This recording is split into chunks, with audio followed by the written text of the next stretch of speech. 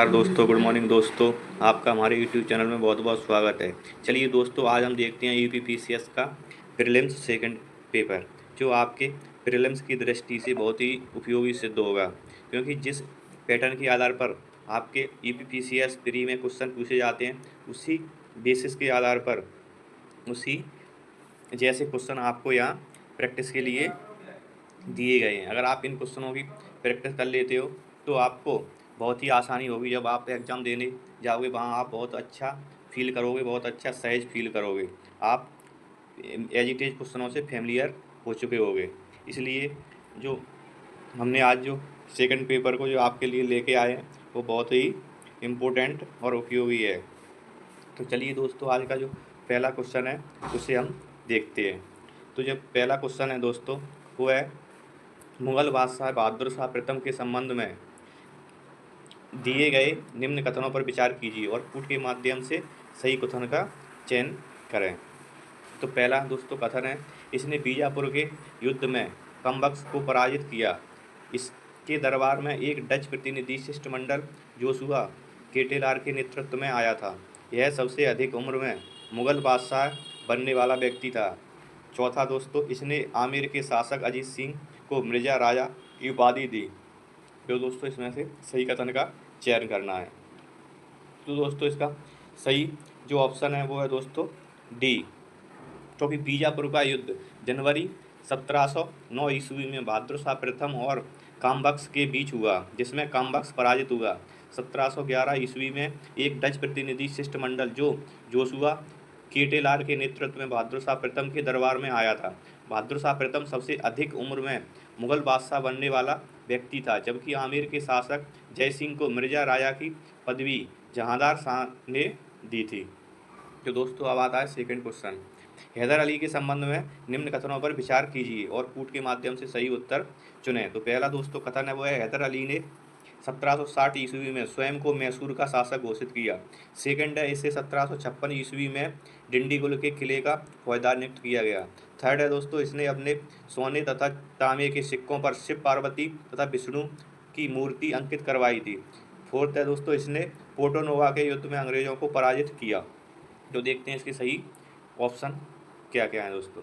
सही ऑप्शन है दोस्तों इसके बी, क्योंकि हैदर अली को 1755 ईस्वी में डिंडीगुल के किले का फौजदार नियुक्त किया गया था। बाद में 1760 ईस्वी में इसने स्वयं को मैसूर का शासक घोषित कर दिया। इसने अपने सोने तथा तांबे के सिक्कों पर शिव पार्वती और विष्णु की मूर्तियां अंकित करवाई थी, परंतु पोर्टो नोवा के युद्ध में यह अंग्रेजों से पराजित हो गया था।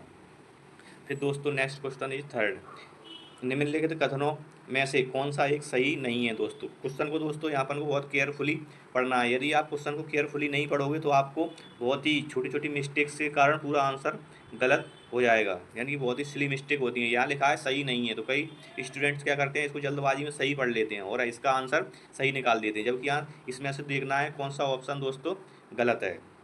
तो पहला है दोस्तों, अरबीपुरम आंदोलन 1888 ईस्वी में नारायण गुरु द्वारा चलाया गया। सेकंड है, आत्मसम्मान आंदोलन ईवी रामास्वामी नायकर द्वारा चलाया गया। थर्ड है दोस्तों, डॉक्टर भीमराव अंबेडकर ने 1920 ईस्वी में बहिष्कृत हितकारिणी सभा की स्थापना की थी। चौथा है दोस्तों, गुरुवायूर सत्याग्रह 1931 ईस्वी में के केलरन द्वारा चलाया गया। तो दोस्तों इसमें से देखते हैं कौन सा ऑप्शन दोस्तों गलत है। तो इसका जो करेक्ट आंसर है दोस्तों वो है सी, क्योंकि डॉक्टर भीमराव अंबेडकर ने बहिष्कृत हितकारिणी सभा की स्थापना मुंबई में 1924 ईस्वी में की थी, ना कि 1920 ईस्वी में।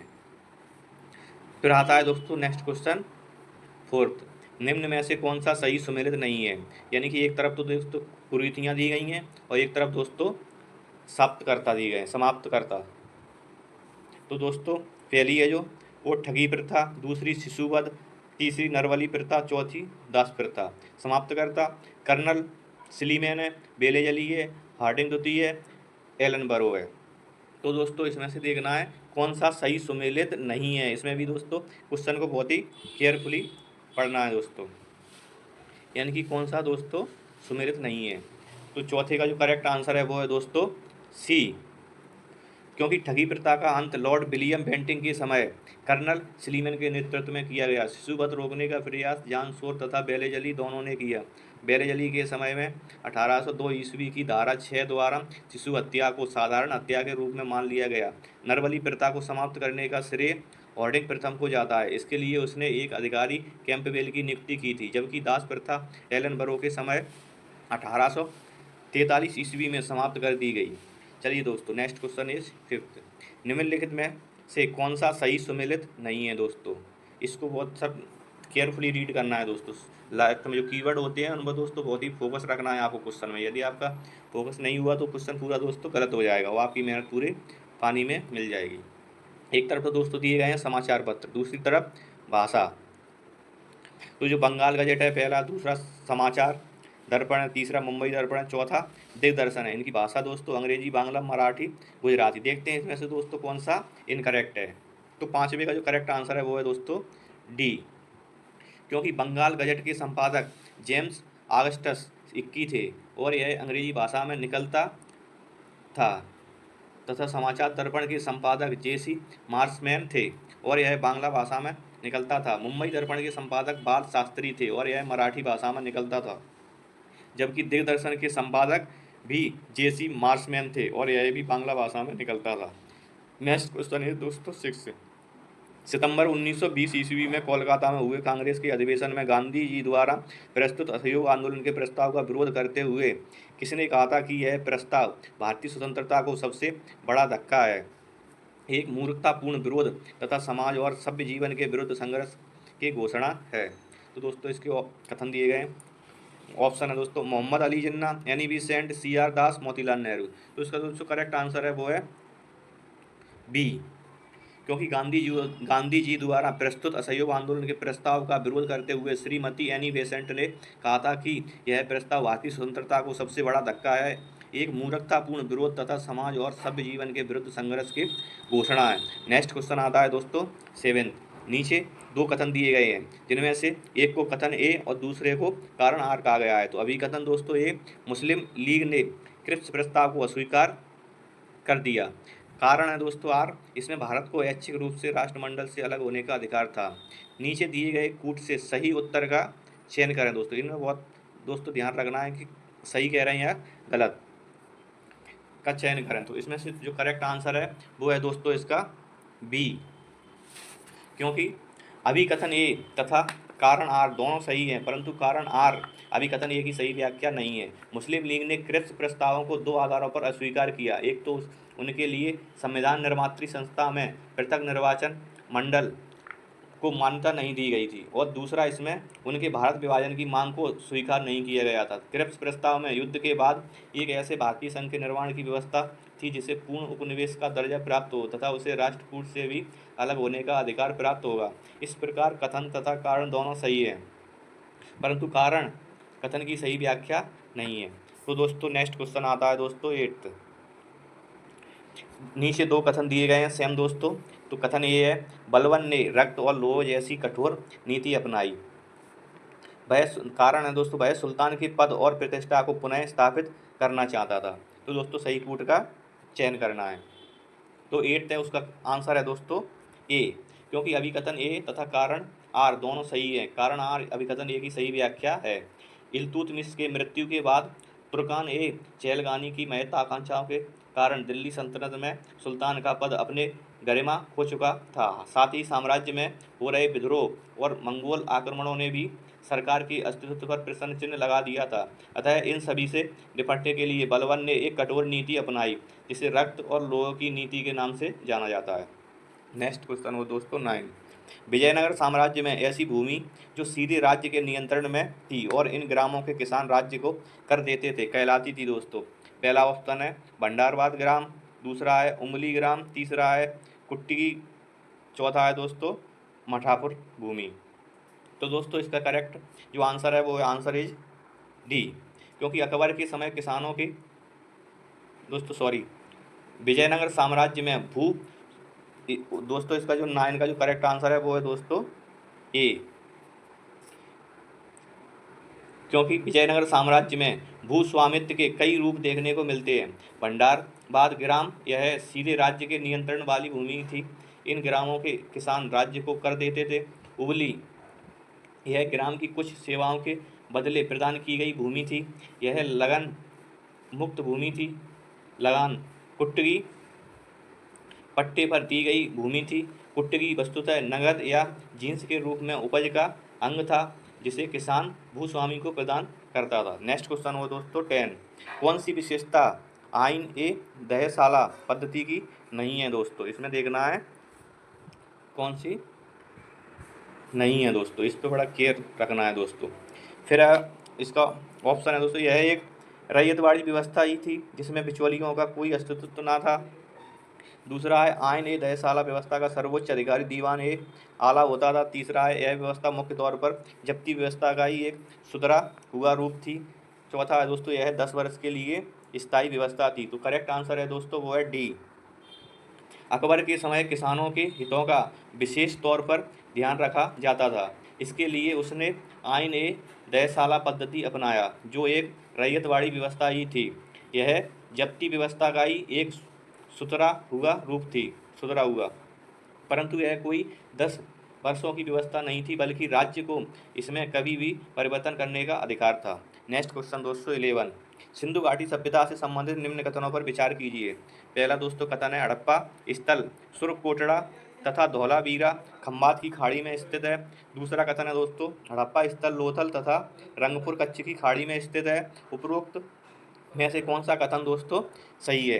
तो देखते हैं इसका जो करेक्ट आंसर है वो रहने वाला है दोस्तों डी, क्योंकि हड़प्पा कालीन स्थल भारत के विभिन्न राज्यों में स्थित है। गुजरात क्षेत्र में पाए जाने वाले स्थल 2 भागों कच्छ की खाड़ी और खंबात की खाड़ी में स्थित हैं। कच्छ की खाड़ी में 3 प्रमुख स्थल हैं, देसलपुर, सुरकोटड़ा तथा धौलावीरा, जबकि खंबात की खाड़ी में लोथल, रंगपुर, रोजदी आदि स्थल स्थित हैं। इस प्रकार प्रश्नगत दिए गए दोनों कथन दोस्तों गलत है। नेक्स्ट क्वेश्चन है दोस्तों 12। भारत की 6ठी शताब्दी ईसा पूर्व में अनेक संप्रदाय में आए निम्न में से कौन सा दोस्तों सही सुमेलित है? तो इधर एक तरफ दोस्तों संप्रदाय दिए है, एक तरफ उनके संस्थापक। तो संप्रदाय में देखें तो पहला घोर अक्रियावादी, दूसरा है दोस्तों अनिश्चयवादी, तीसरा है भौतिकवादी, चौथा है दोस्तों आजीवक। संस्थापक है अजीत केशक बल्लिन, दूसरा है दोस्तों संजय चेली चेट्टी, तीसरा है दोस्तों पकूत अचायन, चौथा है दोस्तों मखलीपुत्र घोषाल। तो इसका जो करेक्ट आंसर है दोस्तों 12 का वो है ए, क्योंकि घोर अक्रियवादी संप्रदाय की स्थापना पूरन कश्यप ने की थी, जबकि अजीत केशम बल्लिन नितांत भौतिकवादी थे। इनका मानना था कि मृत्यु के बाद कुछ शेष नहीं बचता, जबकि पकुद कच्चायन का मत भी भौतिकवादी था। यह पुनर्जन्म तथा कर्म को नकारते थे। इस प्रकार विकल्प में ए सही है दोस्त, ए सही नहीं है।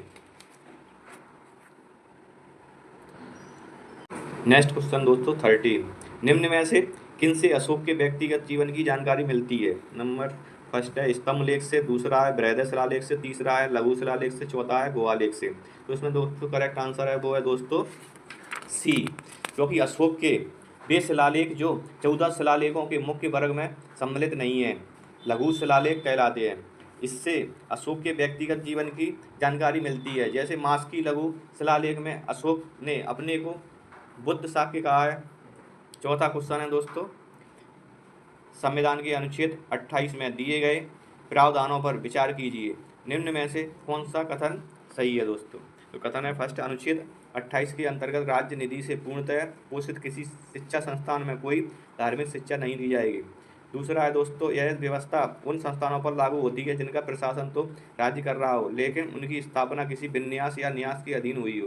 तो इसके दोस्तों जिसका करेक्ट आंसर है वो है दोस्तों ए, क्योंकि संविधान के अनुच्छेद 28 में कुछ शिक्षा संस्थानों में धार्मिक शिक्षा या धार्मिक उपासना में उपस्थित होने के बारे में स्वतंत्रता का प्रावधान है। अनुच्छेद 28(1) में कहा गया है कि राज्य निधि से पूर्णतः पोषित किसी शिक्षण संस्था में कोई धार्मिक शिक्षा नहीं दी जाएगी, परंतु यह व्यवस्था उन संस्थानों में लागू नहीं होती जिनका प्रशासन तो राज्य कर रहा हो लेकिन उसकी स्थापना किसी विन्यास या न्यास के अधीन हुई हो। फिर दोस्तों अगला क्वेश्चन आता है 15। सूची फर्स्ट को सूची सेकंड से दोस्तों मैच कराना है। तो सूची फर्स्ट है इसमें अनुच्छेद दिए गए हैं और सूची सेकंड है उसको दोस्तों प्रावधान। तो सूची फर्स्ट के अंतर्गत देखते हैं, पहला अनुच्छेद 243 है, फिर दूसरा अनुच्छेद 351 है, तीसरा दोस्तों अनुच्छेद 371 गा है, चौथा दोस्तों अनुच्छेद 253 है, जो प्रावधान है वो मणिपुर राज्य के संबंध में विशेष उपबंध है। दूसरा अंतर्राष्ट्रीय करारों को प्रभावी करने के लिए विधान है। तीसरा दोस्तों संघ की राजभाषा है। चौथा हिंदी भाषा के विकास के लिए निर्देश।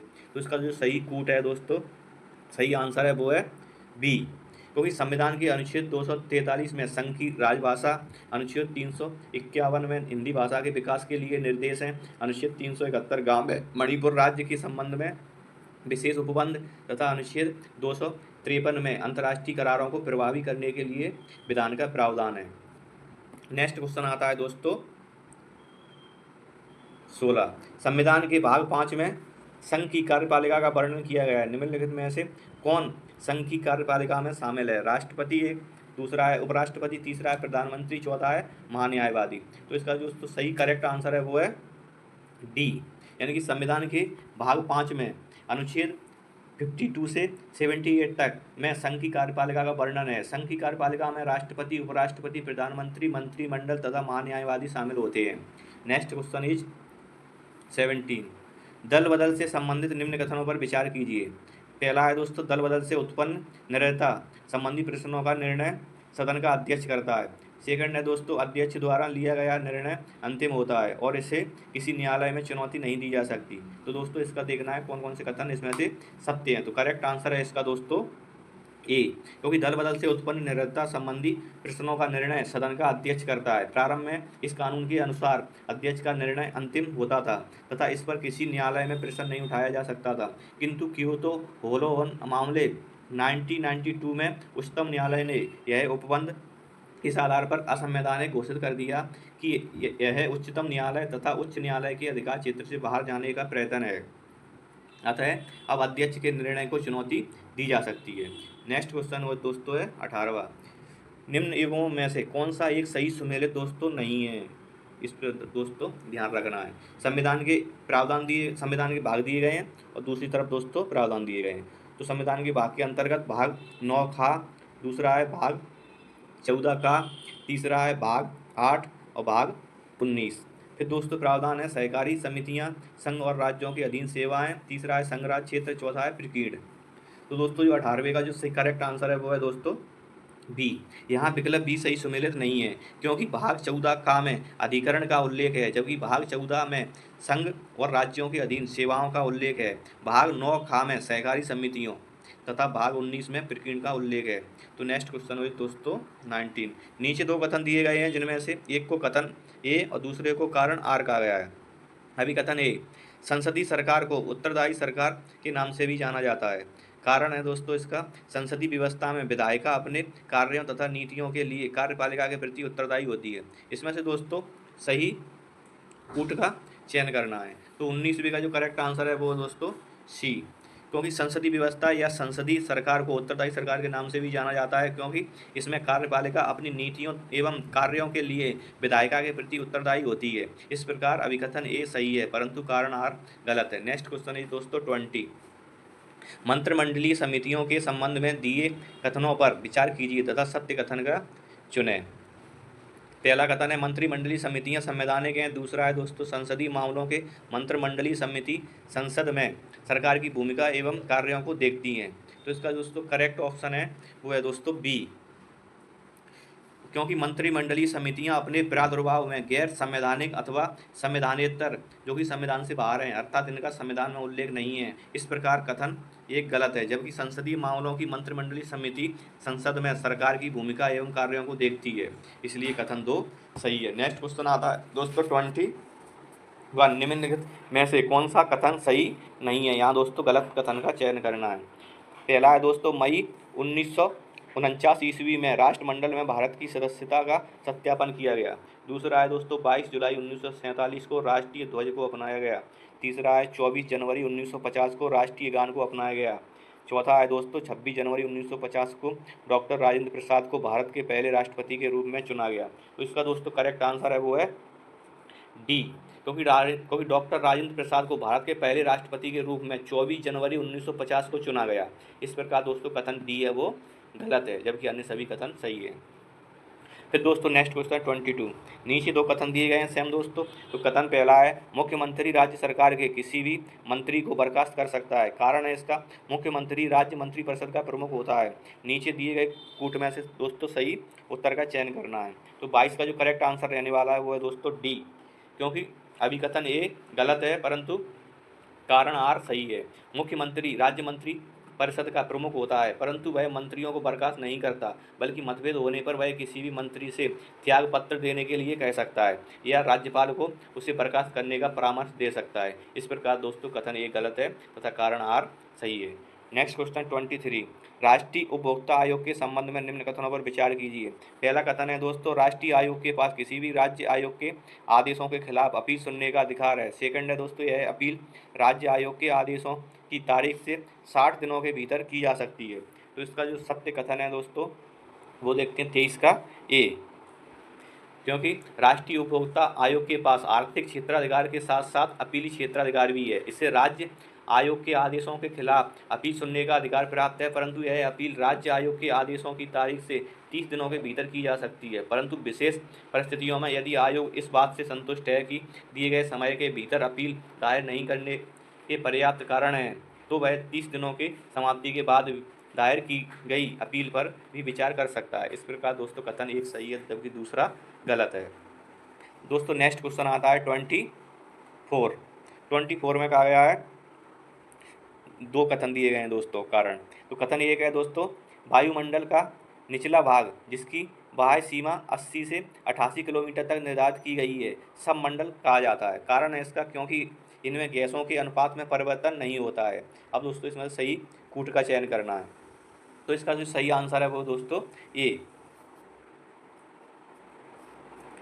क्योंकि वायुमंडल को सममंडल और विषममंडल में भी विभाजित किया जाता है। वायुमंडल का निचला भाग है जिसकी बाह्य सीमा 80 से 88 किलोमीटर निर्धारित की गई है, जिसमें क्षोभमंडल, समतापमंडल और मध्यमंडल शामिल हैं। रासायनिक दृष्टिकोण से इस मंडल को सममंडल कहा जाता है क्योंकि इनमें गैसों के अनुपात में परिवर्तन नहीं होता है।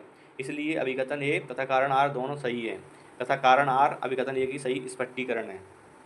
अगला क्वेश्चन 25। कनाडा के शहर टोरंटो के संबंध में दिए गए कथनों पर विचार कीजिए और सही कथन चुनें। तो दोस्तों पहला है, टोरंटो कनाडा का दूसरा सबसे बड़ा नगर है।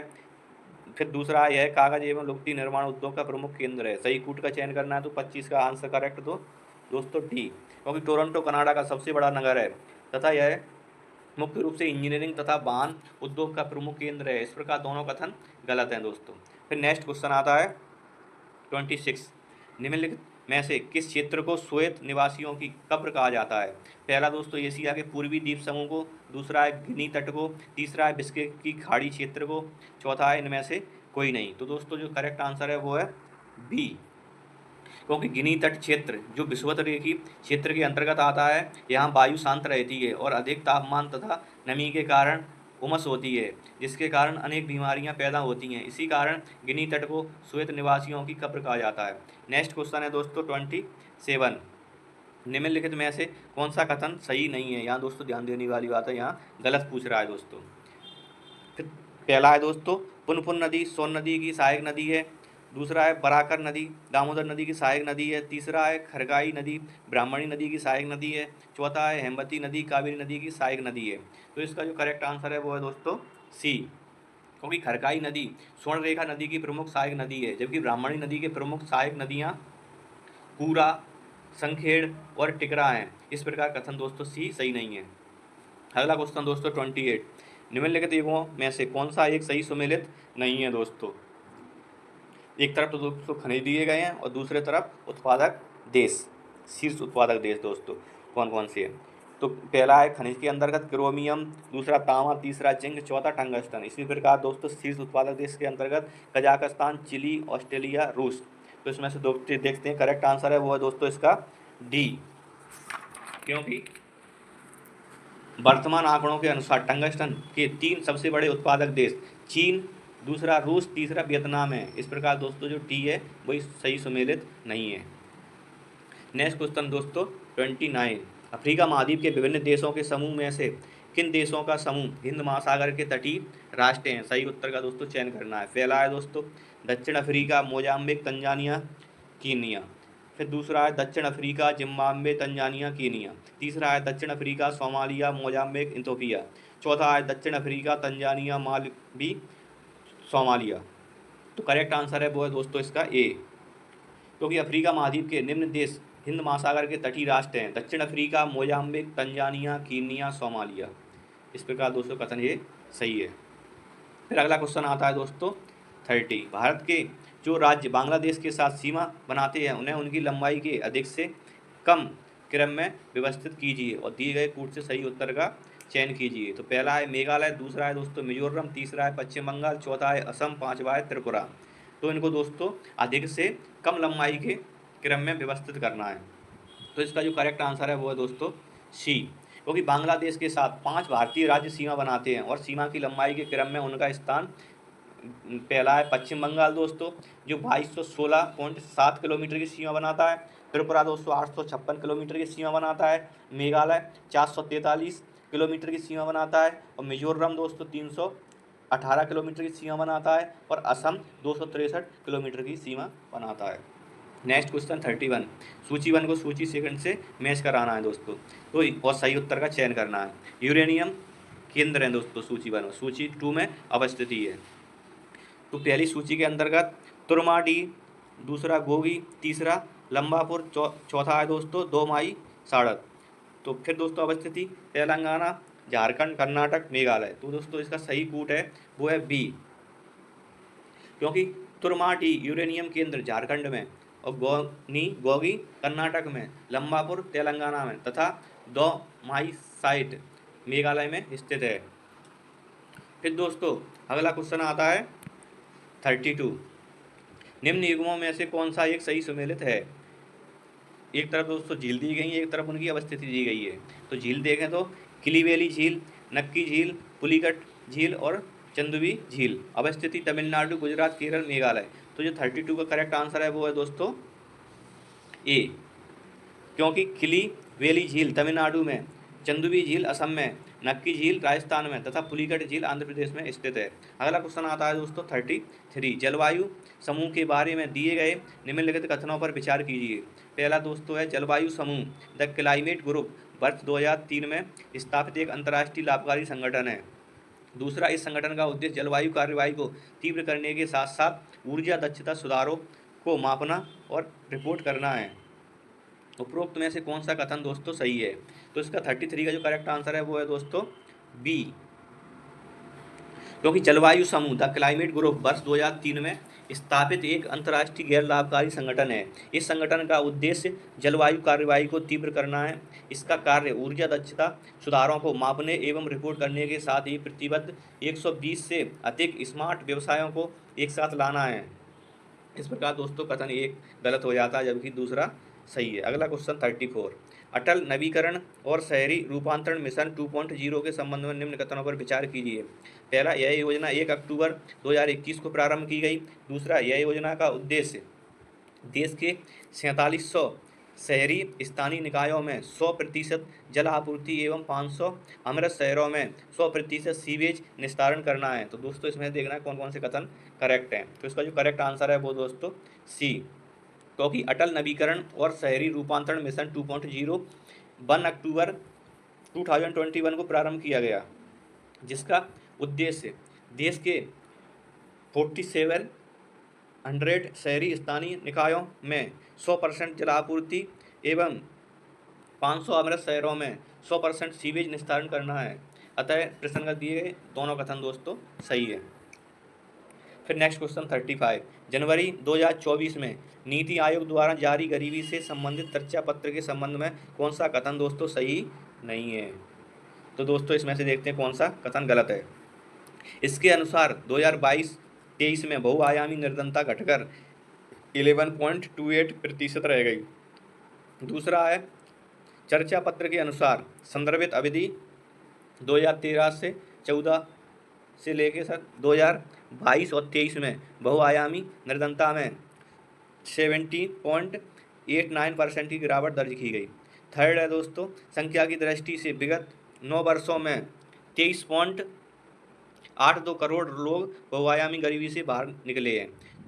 चौथा है दोस्तों, विगत 9 वर्षों के दौरान सर्वाधिक 5.94 करोड़ लोग उत्तर प्रदेश में बहुआयामी निर्देशांक से बाहर निकले हैं। तो दोस्तों इसका जो करेक्ट आंसर रहने वाला है वो है दोस्तों सी, क्योंकि संदर्भित अवधि 2013-14 से 2022-23 के दौरान 9 वर्षों में 24.82 करोड़ लोग बहुआयामी गरीबी से बाहर निकले हैं। इस प्रकार दोस्तों अन्य सभी कथन सत्य हैं, पर ये कथन सी गलत है। अगला क्वेश्चन आता है दोस्तों 36। भारतीय अर्थव्यवस्था एक समीक्षा 2024 के अनुसार निम्न में से कौन सा युग्म सही सुमेलित दोस्तों नहीं है, यानी कि गलत है दोस्तों, मिसमैच है। तो पहला, महिलाओं को एलपीजी का मुक्त कनेक्शन, दूसरा निर्धनों के लिए शौचालय का निर्माण, तीसरा बैंकों में जनधन खाता, गरीबों के लिए पक्के मकान का निर्माण। इनके लिए दोस्तों जो पैसे दिए गए हैं वो कितने हैं? 10.11 करोड़, 11.72 करोड़, 51.6 करोड़, 3.6 करोड़। तो दोस्तों इसका करेक्ट आंसर रहने वाला है वो है दोस्तों डी, क्योंकि वर्तमान सरकार द्वारा समावेशी विकास को लगातार बढ़ावा दिया जा रहा है और इसके लिए अनेक विकास नीतियाँ भी भारत सरकार द्वारा अपनाई जा रही हैं, जिसके तहत निम्न कार्य हुए हैं, यानी कि 10.11 करोड़ से अधिक महिलाओं को मुफ्त एलपीजी कनेक्शन दिए गए हैं, गरीबों के लिए 11.72 करोड़ शौचालय बनाए गए हैं, 51.6 करोड़ जनधन खाता खोले गए हैं तथा गरीबों के लिए 2.6 करोड़ पक्के मकान बनाए जा चुके हैं। अगला क्वेश्चन आता है दोस्तों 37। तो दोस्तों 37 है, निम्नलिखित कथनों पर विचार कीजिए। भारत विश्व में दाल और मसालों का सबसे बड़ा उत्पादक देश बन गया है। दूसरा है दोस्तों, भारत विश्व में चाय तथा मछली के उत्पादन में तीसरे स्थान पर पहुंच गया है। तो दोस्तों इसमें से कौन से कथन सही है? तो इसका करेक्ट आंसर है दोस्तों 37 का वो है दोस्तों ए, क्योंकि वर्तमान आंकड़ों के अनुसार भारत विश्व में दूध, दाल तथा मसाले का सबसे बड़ा उत्पादक देश बन गया है, जबकि फल, सब्जी, चाय तथा मछली के उत्पादन में इसका संपूर्ण विश्व में दूसरा स्थान है। अगला क्वेश्चन है दोस्तों 38। भारतीय लघु उद्योग विकास बैंक यानी कि सीडीबी के संबंध में कौन सा कथन दोस्तों सही नहीं है, यानी कि गलत है? पहला, इसकी स्थापना अप्रैल 1990 में की गई थी। दूसरा, इसका मुख्यालय लखनऊ में। तीसरा, यह bank state bank of India के पूर्ण स्वामित्व में एक सहायक बैंक के रूप में स्थापित किया गया। चौथा दोस्तों, यह बैंक छोटे पैमाने के उद्योगों की स्थापना, वित्त पोषण तथा विकास में सहायता करने वाली प्रमुख वित्तीय संस्था है। तो इसका दोस्तों करेक्ट आंसर है 38 का वो है दोस्तों सी, क्योंकि भारतीय लघु उद्योग विकास बैंक की स्थापना पर 1990 ईस्वी में की गई। यह बैंक भारतीय औद्योगिक विकास बैंक यानी कि इडवी के पूर्ण स्वामित्व में एक सहायक बैंक के रूप में स्थापित किया गया। अगला क्वेश्चन 39। उत्तर प्रदेश बजट 2024-25 के अनुसार निम्न में से किस योजना के लिए सर्वाधिक बजट आवंटित किया गया है? पहला है जल जीवन मिशन, दूसरा है पीएम आवास योजना ग्रामीण, तीसरा है राष्ट्रीय ग्रामीण आजीविका मिशन, चौथा है स्वच्छ भारत मिशन ग्रामीण। तो 39 का करेक्ट आंसर है वो है दोस्तों ए, क्योंकि उत्तर प्रदेश सरकार बजट 2024-25 में सर्वाधिक बजट जल जीवन मिशन योजना के लिए 22,000 करोड़ रुपए आवंटित किए गए हैं, जबकि पीएम आवास योजना ग्रामीण के लिए 2,441 करोड़ रुपए और स्वच्छ भारत मिशन ग्रामीण के लिए 4,867 करोड़ रुपए तथा राष्ट्रीय ग्रामीण आजीविका मिशन 3 के लिए 3,695 करोड़ रुपए आवंटित किए गए हैं। तो अगला क्वेश्चन आता है दोस्तों 40, यानी कि रक्षा मंत्रालय ने फरवरी 2024 को बताया कि स्वदेशी रूप से विकसित ड्रोन प्रोपल्सन सिस्टम ने निर्धारित कक्षा में अपनी कार्य क्षमता का सफलतापूर्वक प्रदर्शन किया है। स्वदेशी ग्रीन प्रोपल्सन सिस्टम के संबंध में निम्न में से कौन सा कथन दोस्तों सही नहीं है? क्वेश्चन रीडिंग में सर बहुत ध्यान रखना है दोस्तों, नहीं बहुत गलतियाँ हो जाएंगी, सिली मिस्टेक हो जाएंगी, फिर घर पे आके दोस्तों बाद में पछताओगे। पहला है दोस्तों, इस सिस्टम को रक्षा अनुसंधान एवं विकास संगठन DRDO की प्रौद्योगिकी विकास निधि TDF योजना के तहत विकसित किया गया है। दूसरा है दोस्तों, इस परियोजना के लिए बेंगलुरु स्थित startup Bellatrix aerospace private limited को मंजूरी दी गई थी। तीसरा है, इसे PSLV C-59 से एक पेलोड पर लॉन्च किया गया था। चौथा है, इस तकनीक के चलते को ऑर्बिट स्पेस के लिए नॉन टॉक्सिक और पर्यावरण फ्रेंडली प्रोपल्सन सिस्टम विकसित हो सका है। तो इसका जो करेक्ट आंसर है वो दोस्तों सी, क्योंकि स्वदेशी ग्रीन प्रोपल्सन सिस्टम यह परियोजना ऊंचाई नियंत्रण और सूक्ष्म उपग्रहों की कक्षा की निगरानी के लिए IN क्लास ग्रीन मोनोप्रोपेलेंट का उपयोग करती है।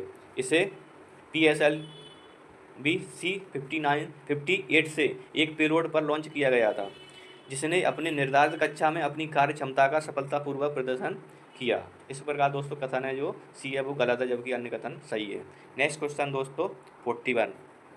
हाल ही में भारत की 5 आर्द्र भूमियों को रामसर स्थल के रूप में शामिल किया गया है। भारत में स्थल स्थित रामसर स्थलों के संबंध में निम्न कथनों पर विचार कीजिए। पहला है दोस्तों, अब भारत में रामसर स्थल के रूप में शामिल आर्द्र भूमियों की संख्या 80 हो गई है। दूसरा है, हाल ही में शामिल 5 आर्द्र भूमियों में से 3 तमिलनाडु में तथा 2 कर्नाटक में स्थित हैं। कौन सा कथन दोस्तों सत्य है, इनकी देखना है। तो दोस्तों इसका जो करेक्ट आंसर है वो है दोस्तों ए, क्योंकि भारत की 75 आर्द्र भूमियाँ रामसर स्थल में शामिल थीं। अब इन 5 नई आर्द्र भूमियों के रामसर स्थल में शामिल होने के बाद इनकी संख्या दोस्तों 80 हो गई है। हाल ही में शामिल 5 आर्द्र भूमियों में से 3 कर्नाटक में तथा 2 तमिलनाडु में स्थित हैं। इस प्रकार कथन दोस्तों एक है वो सही है, जबकि 2 गलत है। Next question 42। Green hydrogen project स्थापित करने वाला देश का पहला एयरपोर्ट कौन सा है? पहला इंदिरा गांधी एयरपोर्ट नई दिल्ली, दूसरा कोचीन एयरपोर्ट, तीसरा महर्षि वाल्मीकि एयरपोर्ट अयोध्या, चौथा है दोस्तों इनमें से कोई नहीं। तो इसका जो करेक्ट आंसर है वो है B, Cochin International Airport Limited ने ग्रीन हाइड्रोजन प्रोजेक्ट के लिए भारत पेट्रोलियम के साथ एक समझौता किया है। Cochin airport green hydrogen project स्थापित करने वाला देश का पहला एयरपोर्ट बन गया है। अगला दोस्तों क्वेश्चन है 43। देश की पहली hyper velocity expansion tunnel test सुविधा का विकास किसने किया? आईआईटी कानपुर, दूसरा आईआईटी चेन्नई, तीसरा आईआईटी खड़गपुर, चौथा आईआईटी बेंगलुरु। तो दोस्तों इसका करेक्ट आंसर है 43 का वो है दोस्तों ए, क्योंकि आईआईटी कानपुर ने देश की पहली hyper velocity expansion tunnel test सुविधा का विकास कर इसका सफल परीक्षण किया है। इस तकनीकी सुविधा से हाइपरसोनिक क्रूज मिसाइल को सटीक निशाना लगाने के लिए तैयार किया जा सकेगा। अगला क्वेश्चन दोस्तों 44। निम्नलिखित कथनों पर विचार कीजिए। कोयले की राख में आर्सेनिक, क्रोमियम और पार्क व्याप्त होते हैं। दूसरा है दोस्तों, कोयला संचालित विद्युत संयंत्र पर्यावरण में सल्फर डाइऑक्साइड, नाइट्रोजन के ऑक्साइड उत्सर्जित करते हैं। तो दोस्तों इसमें देखना है कौन से कथन सत्य हैं। तो इसका दोस्तों करेक्ट आंसर है वो है दोस्तों सी, क्योंकि राख कोयले के दहन के पश्चात शेष अपशिष्ट हैं, जिसमें भारी धातुएं जैसे आर्सेनिक, सीसा, क्रोमियम, पारद आदि पाए जाते हैं। कोयला संचालित विद्युत संयंत्र पर्यावरण में सल्फर डाइऑक्साइड और नाइट्रोजन के ऑक्साइड उत्सर्जित करते हैं, जो पर्यावरण के लिए हानिकारक होता है। इस प्रकार दोनों कथन दोस्तों सत्य हैं। अगला जो क्वेश्चन आता है वो है दोस्तों 45। अपमार्जक यानी डिटर्जेंट के संबंध में दिए गए कथनों में से कौन सा कथन दोस्तों सही नहीं है? नहीं दोस्तों सही है, इस पर बहुत ध्यान रखना है, सही नहीं है कि सही है, क्या दिया गया है। तो दोस्तों इसमें सही कथन पूछा गया है।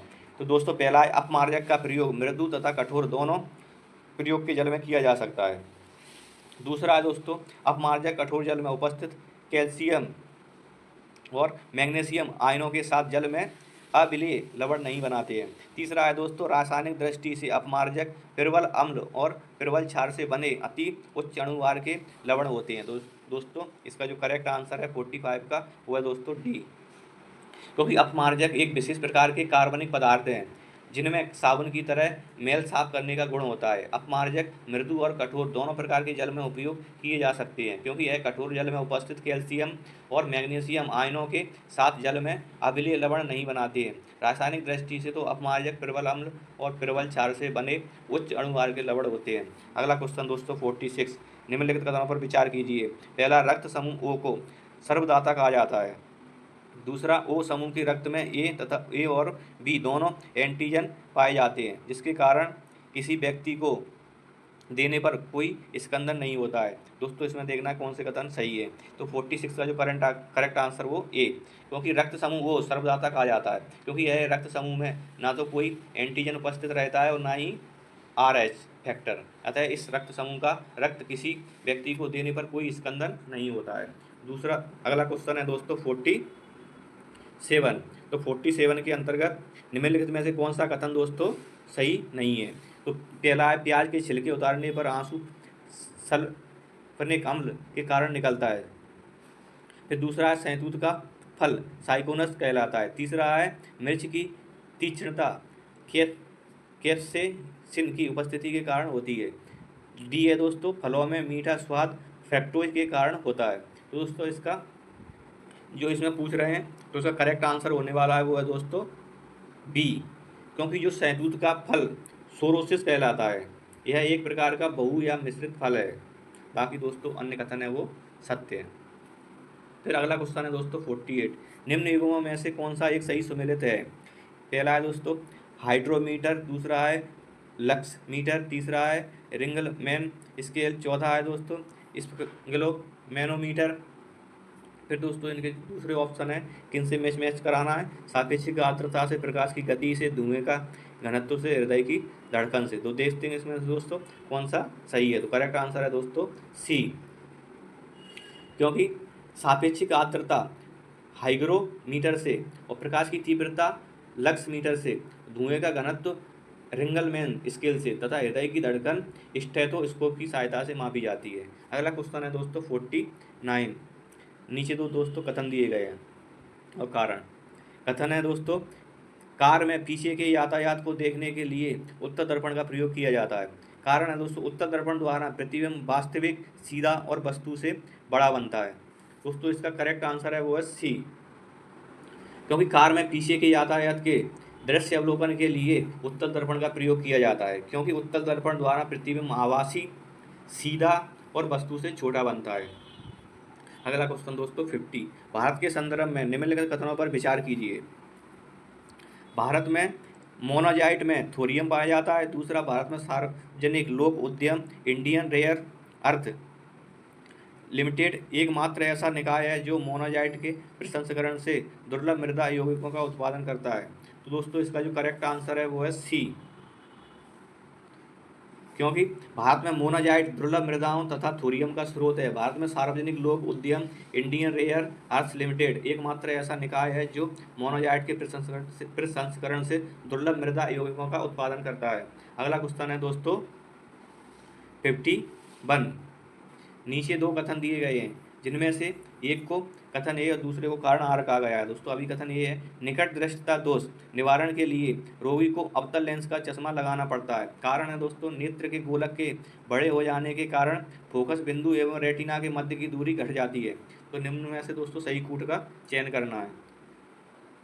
तो दोस्तों इसका सही ऑप्शन है 51 का, वो है दोस्तों सी, क्योंकि निकट दृष्टता दोष निवारण के लिए रोगी को अवतल लेंस का चश्मा लगाना पड़ता है, क्योंकि नेत्र के गोलक के बड़े हो जाने के कारण फोकस बिंदु एवं रेटिना के मध्य दूरी बढ़ जाती है।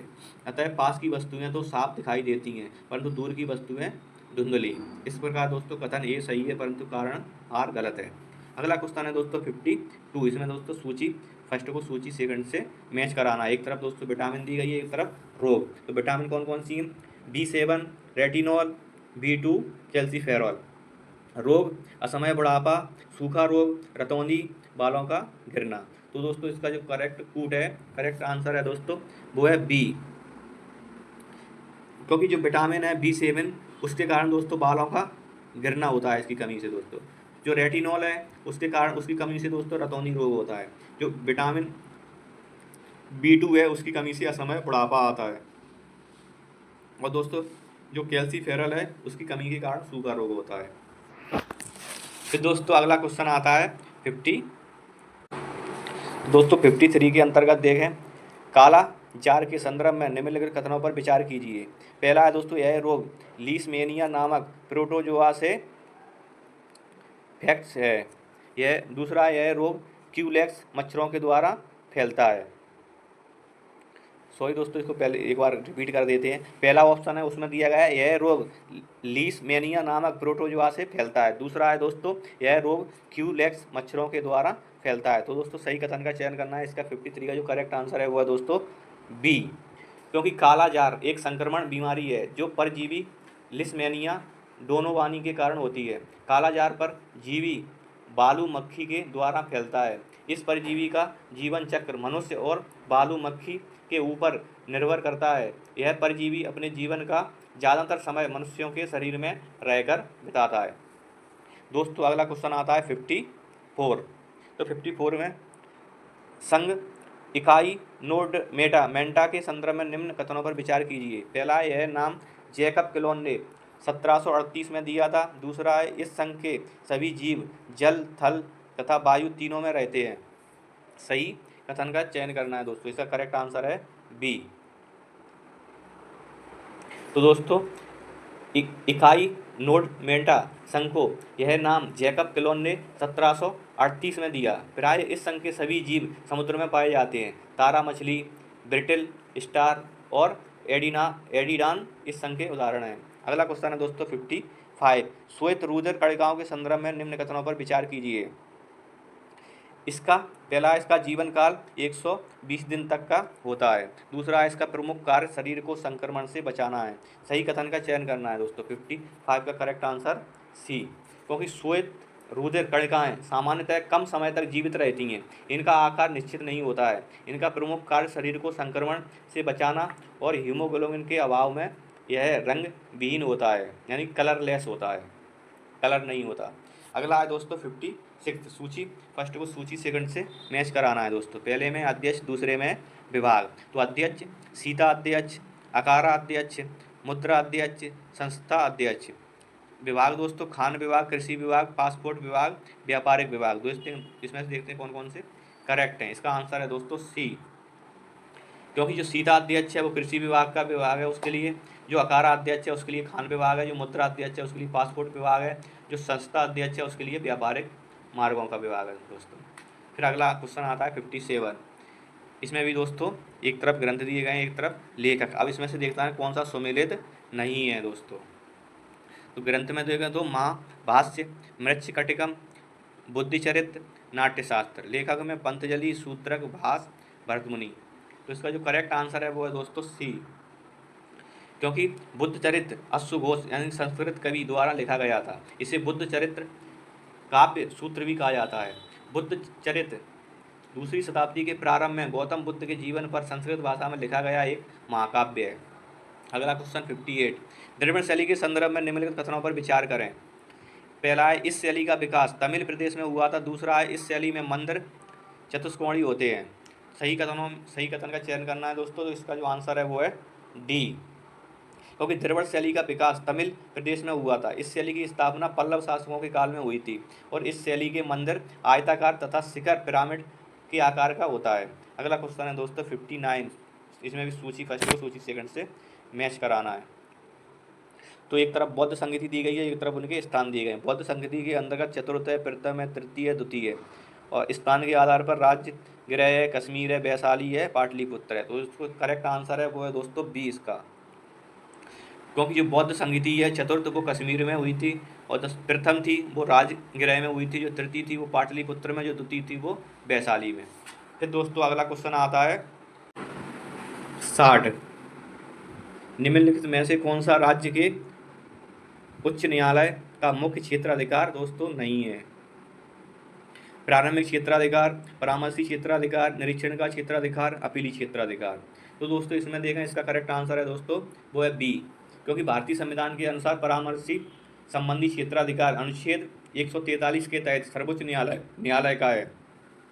इसलिए अन्य सभी क्षेत्राधिकार उच्च न्यायालय के भी हैं। अगला क्वेश्चन आता है दोस्तों 61। संविधान के अनुच्छेद 358 तथा अनुच्छेद 359 का संबंध निम्नलिखित में से किस एक से है। राष्ट्रपति की आपातकाल में राज्यों को निर्देश देने की शक्ति से। दूसरा है संविधान लागू होने की प्रक्रिया से। तीसरा है राष्ट्रीय आपातकाल में मूल अधिकारों पर प्रभाव से। चौथा है केंद्र शासित क्षेत्रों के शासन संबंधी नियम एवं प्रक्रियाओं से। तो 61 का जो करेक्ट आंसर है वो है दोस्तों सी। क्योंकि संविधान के अनुच्छेद 358 तथा अनुच्छेद 359 राष्ट्रीय आपातकाल में मूल अधिकारों पर प्रभाव का उल्लेख करते हैं। जब युद्ध या बाह्य आक्रमण के कारण राष्ट्रीय आपात की घोषणा की जाती है तो अनुच्छेद 58 के तहत अनुच्छेद 19 द्वारा प्रदत्त स्वतंत्रता के 6 मूल अधिकार स्वतः ही निलंबित हो जाते हैं। जबकि अनुच्छेद 359 के तहत अन्य मूल अधिकारों यानी कि अनुच्छेद 21 तथा 25 को छोड़कर के निलंबन से संबंधित प्रावधान है। अगला क्वेश्चन आता है दोस्तों 62। इसके अंतर्गत देखें तो निम्नलिखित कथनों में से कौन सा कथन सत्य है। संघ लोक सेवा आयोग के पास राज्य लोक सेवा आयोग के निरीक्षण की शक्ति है। दूसरा है संघ लोक सेवा आयोग तथा राज्य लोक सेवा आयोग अपने अपने कार्यों के लिए एक दूसरे से स्वतंत्र हैं। तो दोस्तों इसका जो करेक्ट आंसर है वो है बी,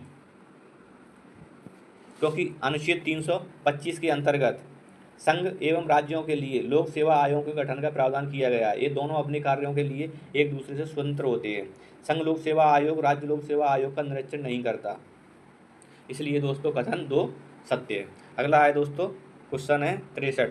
इसमें भी सूची दी गई है, इनका मैचिंग कराना है। तो एक तरफ अनुच्छेद है, एक तरफ दोस्तों विशेष प्रावधान राज्य से संबंधित। तो अनुच्छेद 371 है, दूसरे में अनुच्छेद 371 का है, तीसरे में अनुच्छेद 371 खा है, चौथे में 371 गाय। और राज्यों की बात करें तो मणिपुर, महाराष्ट्र एवं गुजरात, तीसरा असम, चौथा नागालैंड। तो इसका जो करेक्ट आंसर है वो है दोस्तों डी, क्योंकि अनुच्छेद जो 371 है वो महाराष्ट्र एवं गुजरात से संबंधित है, अनुच्छेद 371 का है वो नागालैंड से संबंधित है, अनुच्छेद 371 खा है वो असम से रिलेटेड है, फिर अनुच्छेद 371 गा है वो मणिपुर से रिलेटेड है, यानी संबंधित है। फिर दोस्तों अगला क्वेश्चन आता है 64। मतदाताओं द्वारा 18 वर्ष की आयु पर मताधिकार का पहली बार प्रयोग कब किया गया था? पहला है 1971 में, दूसरा है 1981 में, तीसरा है 1989 में, चौथा है 1990 में। तो उसका जो करेक्ट आंसर है वो है दोस्तों सी, क्योंकि 61वें संविधान संशोधन अधिनियम 1988 द्वारा मताधिकार की आयु को 21 वर्ष घटाकर 18 वर्ष किया गया था, यानी कि 21 से 18 कर दिया गया था, जो कि 28 मार्च 1989 को प्रभावी हुआ, यानी कि जो लागू हुआ वो 1989 से हुआ। मतदाताओं द्वारा 18 वर्ष की आयु में पहली बार मताधिकार का प्रयोग नवंबर 1989 में संपन्न 9वीं लोकसभा के आम चुनाव में किया गया था। अगला क्वेश्चन है दोस्तों 65। दिनेश गोस्वामी समिति का संबंध निम्न में से किससे था? मौलिक अधिकार से, मौलिक कर्तव्य से, जनजातीय क्षेत्रों का प्रशासन से, चुनाव सुधार से। तो इसका दोस्तों जो करेक्ट आंसर है वो है दोस्तों डी, क्योंकि दिनेश गोस्वामी की अध्यक्षता में 1990 में एक समिति का गठन किया गया था। इसका संबंध चुनाव सुधारों से था। अगला क्वेश्चन है दोस्तों 66, यानी कि निम्न कथनों पर विचार कीजिए। पहला है दोस्तों कोल्डी हवा से चावल के साक्ष्य मिले हैं। दूसरा है सराय नाहर राय का उत्खनन बीडी मिश्रा ने कराया था। तीसरा है लहुरादेव गोरखपुर जिले में है। चौथा है दमदमा से 41 मानव सभावदान के साक्ष्य मिले हैं। कौन से कथन दोस्तों सत्य है, इनका चयन करना है। इसका करेक्ट आंसर दोस्तों सी, क्योंकि सराय नाहर का उत्खनन केसी ओझा ने कराया था। लहुरादेव उत्तर प्रदेश के संत कबीर जिले में है। भारतीय उपमहाद्वीप में कृषि के प्राचीनतम साक्ष्य के साथ चावल के प्राचीनतम साक्ष्य भी प्राप्त हुए हैं। फिर अगला क्वेश्चन है दोस्तों 67। स्कंदगुप्त के अभिलेख के संदर्भ में सूची फर्स्ट को सूची सेकंड से मैच कराना है और दिए गए कूटों की सहायता से सही उत्तर का चयन करना है। तो एक तरफ अभिलेख है, एक तरफ स्थान है। अभिलेख की बात करें तो क होम स्तंभ लेख, गढ़ता अभिलेख, भीतरी अभिलेख, इंदौर, ताम्रपत्र। स्थान गाजीपुर, बुलंदशहर, गोरखपुर, प्रयागराज। तो इसका जो करेक्ट आंसर है वो दोस्तों बी, क्योंकि जो कहोम स्तंभ लेख है वो गोरखपुर में स्थित है और जो गढ़ता अभिलेख है वो प्रयागराज में, जो भीतरी अभिलेख है वो गाजीपुर में, इंदौर ताम्रपत्र है वो बुलंदशहर में। अगला क्वेश्चन दोस्तों 68। नीचे दो कथन दिए गए हैं, जिनमें से एक को कथन ए और दूसरे को कारण आर कहा गया है। अभिकथन ए, वर्ष 1860 में अलीगढ़ में साइंटिफिक सोसाइटी की स्थापना हुई। कारण दोस्तों इसका उद्देश्य कला और विज्ञान पर पश्चिमी कार्यों का स्थानीय भाषाओं में अनुवाद करना और पश्चिमी शिक्षा को बढ़ावा देना था। अब इसमें से दोस्तों सही कथन का चयन करना है। तो दोस्तों इसका करेक्ट आंसर है वो है दोस्तों डी, क्योंकि वर्ष 1864 में अलीगढ़ में साइंटिफिक सोसाइटी की स्थापना हुई थी। यह अलीगढ़ में सर सैयद अहमद खान द्वारा स्थापित एक साहित्यिक संस्था थी। सोसाइटी का मुख्य उद्देश्य कला और विज्ञान पर पश्चिमी कार्यों का स्थानीय भाषाओं में अनुवाद करना और जनता के मध्य पश्चिमी शिक्षा को बढ़ावा देना था। अगला क्वेश्चन है दोस्तों 69। अमीर खुसरो के संदर्भ में निम्नलिखित कथनों पर विचार करें। पहला है इनका जन्म 1253 में कासगंज जिले में हुआ था। दूसरा है उर्दू साहित्य के संस्थापक थे। तीसरा है दोस्तों बाबा फरीद के नाम से जाने जाते थे। चौथा है भारत में गजल गीत शैली लेकर आए। उपरोक्त में से सही कथन का चयन करना है दोस्तों। इसका करेक्ट आंसर है वो दोस्तों ए, क्योंकि अमीर खुसरो का जन्म 1253 53 ईस्वी में पटियाली कासगंज में हुआ था। खुसरो फारसी भाषा के प्रसिद्ध इतिहासकार थे। खुसरो को उर्दू साहित्य का संस्थापक, भारत की आवाज़ या तूती-ए-हिंद कहा गया। वह भारत में गज़ल गीत शैली लेकर आए थे। हज़रत निजामुद्दीन औलिया को सामान्यतः बाबा फरीद के नाम से जाना जाता था। अगला क्वेश्चन दोस्तों 70। इसमें दोस्तों सूची दी गई है। सूची फर्स्ट को सूची सेकंड से मैच कराना है। तो सूची फर्स्ट के अंतर्गत शास्त्रीय नृत्य है, सूची सेकंड के अंतर्गत दोस्तों राज्य है। तो शास्त्रीय नृत्य के अंतर्गत देखें तो कथक है, मोहिनी अट्टम है, सतरिया है, कुचिपुड़ी है। और राज्य आंध्र प्रदेश, उत्तर प्रदेश, केरल, असम है। तो दोस्तों इनका जो करेक्ट आंसर होने वाला है वो है दोस्तों सी। तो भी जो कथक है, जो शास्त्रीय नृत्य, वो उत्तर प्रदेश से संबंधित है। जो मोहिनी अट्टम है वो केरल से है, सतरिया है वो असम से है, कुचिपुड़ी है वो आंध्र प्रदेश से है। अगला क्वेश्चन 71। इसमें भी भारत के एक तरफ जलप्रपात दिए गए हैं और एक तरफ अवस्थिति दी गई है। तो जलप्रपात के अंतर्गत देखें तो दोस्तों तुषारगिरी, कुदरालम, बाणतांग, चौथा है दूधसागर। अवस्थिति देखें तो गोवा, मिजोरम, तमिलनाडु, केरल। तो इसमें जो करेक्ट आंसर रहने वाला है वो है दोस्तों सी, क्योंकि जो तुषारगिरी जलप्रपात है वो केरल में अवस्थित है, जो कुदरालम है वो तमिलनाडु में, बाणतांग है वो मिजोरम में, दूधसागर है वो गोवा में। अगला क्वेश्चन है दोस्तों 72। निम्नलिखित युग्मों में कौन सा एक सही सुमेलित नहीं है दोस्तों? यहाँ अपन को ध्यान रखना है, गलत आंसर का चयन करना है। तो दोस्तों जो पहला है वो सोन नदी किससे संबंधित है? दूसरी है ओडर नदी, तीसरी है नीस्तर नदी और डॉन नदी। अब इसमें देखते हैं, इसमें जो पहली नदी दी गई है वो इंग्लिश चैनल से में गिरती है क्या? जो दूसरी है वो बाल्टिक सागर में गिरती है क्या? तीसरी है वो कैस्पियन सागर में गिरती है, चौथी है वो अजोब सागर में गिरती है।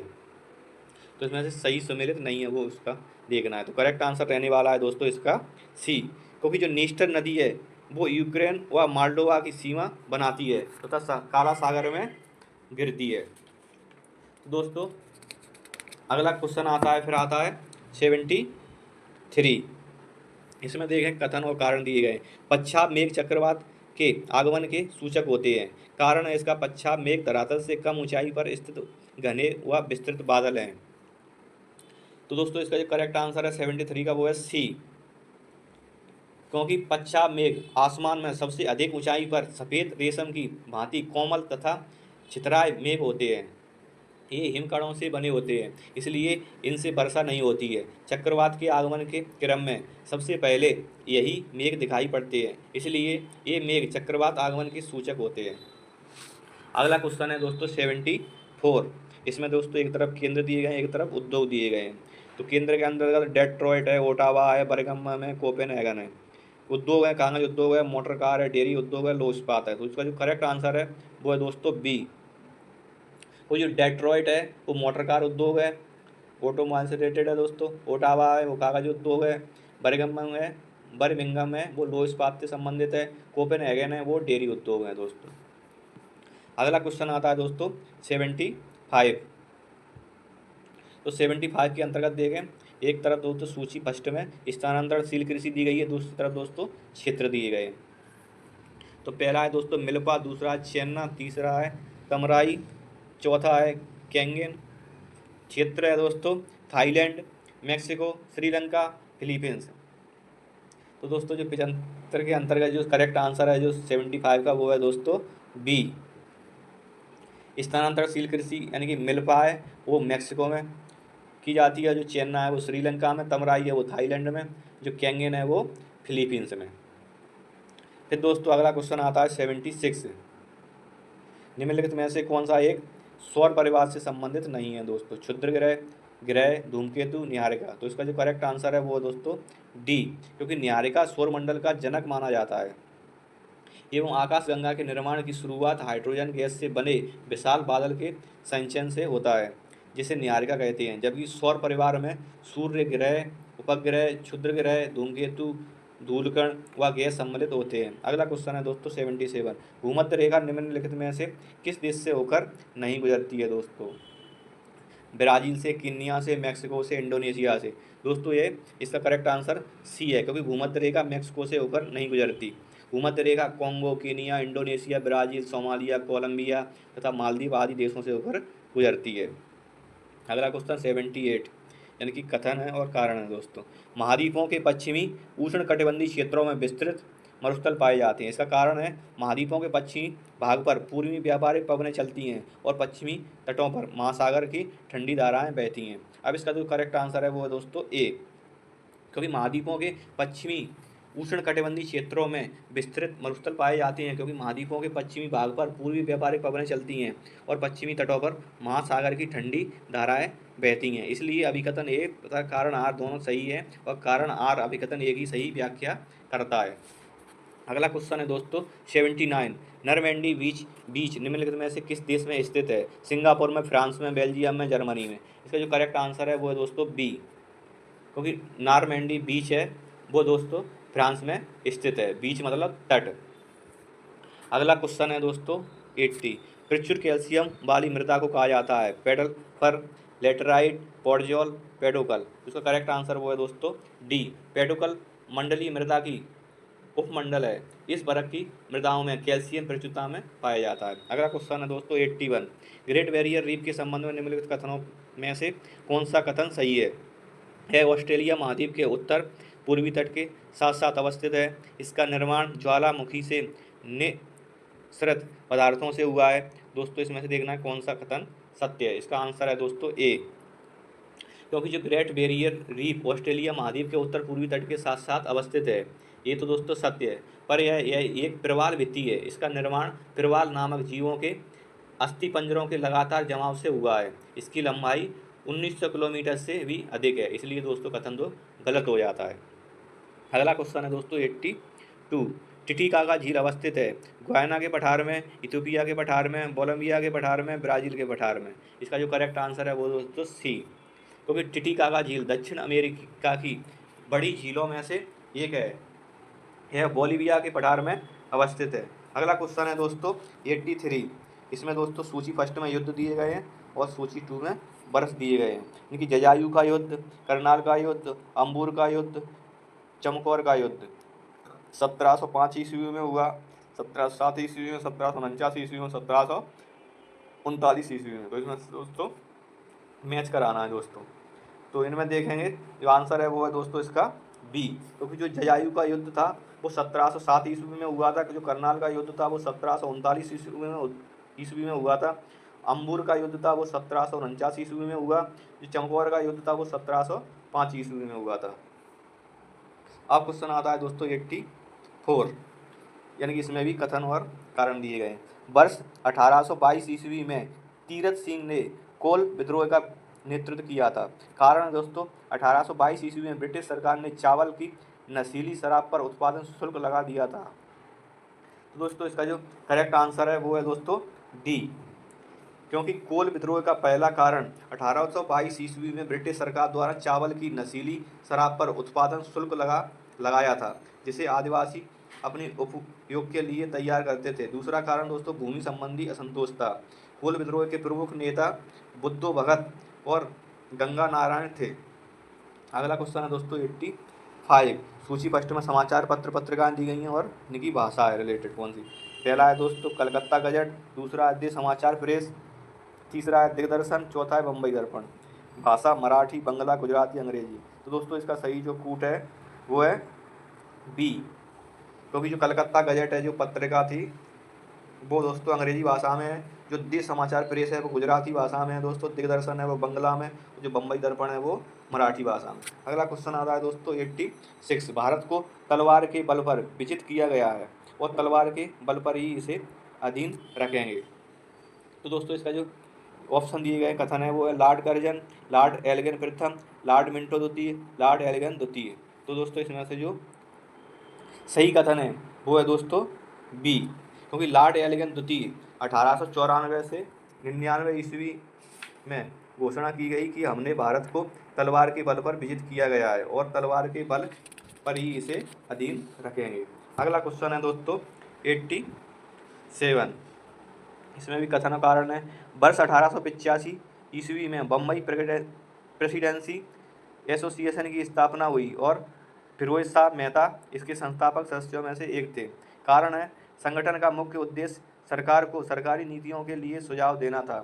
तो दोस्तों इसका जो करेक्ट आंसर है वो है सी, क्योंकि वर्ष 1885 ईस्वी में फिरोज शाह मेहता, बदरुद्दीन तैयब जी केटी तेलंग और काशीनाथ त्रिवंग द्वारा बम्बई प्रेसिडेंसी एसोसिएशन की स्थापना की गई थी, जिसका उद्देश्य लोगों में रणनीतिक विचारों का प्रचार प्रसार करना था। अगला क्वेश्चन है दोस्तों 88। उत्तर प्रदेश, महाराष्ट्र, पश्चिम बंगाल और तमिलनाडु, उपरोक्त राज्यों को उनकी शहरी जनसंख्या के हिसाब से अवरोही क्रम में दोस्तों व्यवस्थित करना है। यहाँ दोस्तों अवरोही क्रम और आरोही क्रम का मतलब समझो। अवरोही क्रम का मतलब होता है दोस्तों घटता हुआ क्रम, यानी कि सबसे ज़्यादा किस राज्य की जनसंख्या है उससे कम, फिर उससे कम। और आरोही का क्रम होता है दोस्तों बढ़ता हुआ, यानी कि सबसे कम, फिर उससे बड़ा, फिर उससे बड़ा। तो इसका जो करेक्ट आंसर है वो है दोस्तों ए, क्योंकि जो महाराष्ट्र है उसकी जो शहरी जनसंख्या है वो 13.47 मिलियन है। जो उत्तर प्रदेश की जनसंख्या है वो दोस्तों 11.79 मिलियन है। जो तमिलनाडु की जनसंख्या है दोस्तों वो 9.25 मिलियन है। जो पश्चिम बंगाल की जनसंख्या है वो दोस्तों 7.71 मिलियन है। फिर दोस्तों अगला क्वेश्चन आता है 89। इकोलॉजिकल फुटप्रिंट की अवधारणा के विकास का श्रेय किसको जाता है? तो दोस्तों इसका जो करेक्ट आंसर देखना है अपन को, विलियम ई रीस को, फॉरमैन को, ओडम को, हुल्ट को। तो इसका जो करेक्ट आंसर है वो दोस्तों ए, क्योंकि जो इकोलॉजिकल फुटप्रिंट की अवधारणा के विकास का श्रेय विलियम ई रीस को है। अगला क्वेश्चन है दोस्तों 90। निम्नलिखित युगों में से कौन सा एक सही सुमेलित है? उत्तर प्रदेश का सबसे कम आबादी वाला जिला क्या महोबा है? उत्तर प्रदेश का न्यूनतम 10 की वृद्धि दर वाला जिला क्या कानपुर है? उत्तर प्रदेश का न्यूनतम जनसंख्या घनत्व वाला जिला क्या ललितपुर है?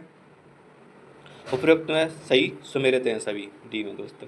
तो इसका जो करेक्ट आंसर है वो है दोस्तों डी, यानी कि सही सुमेलित हैं सभी।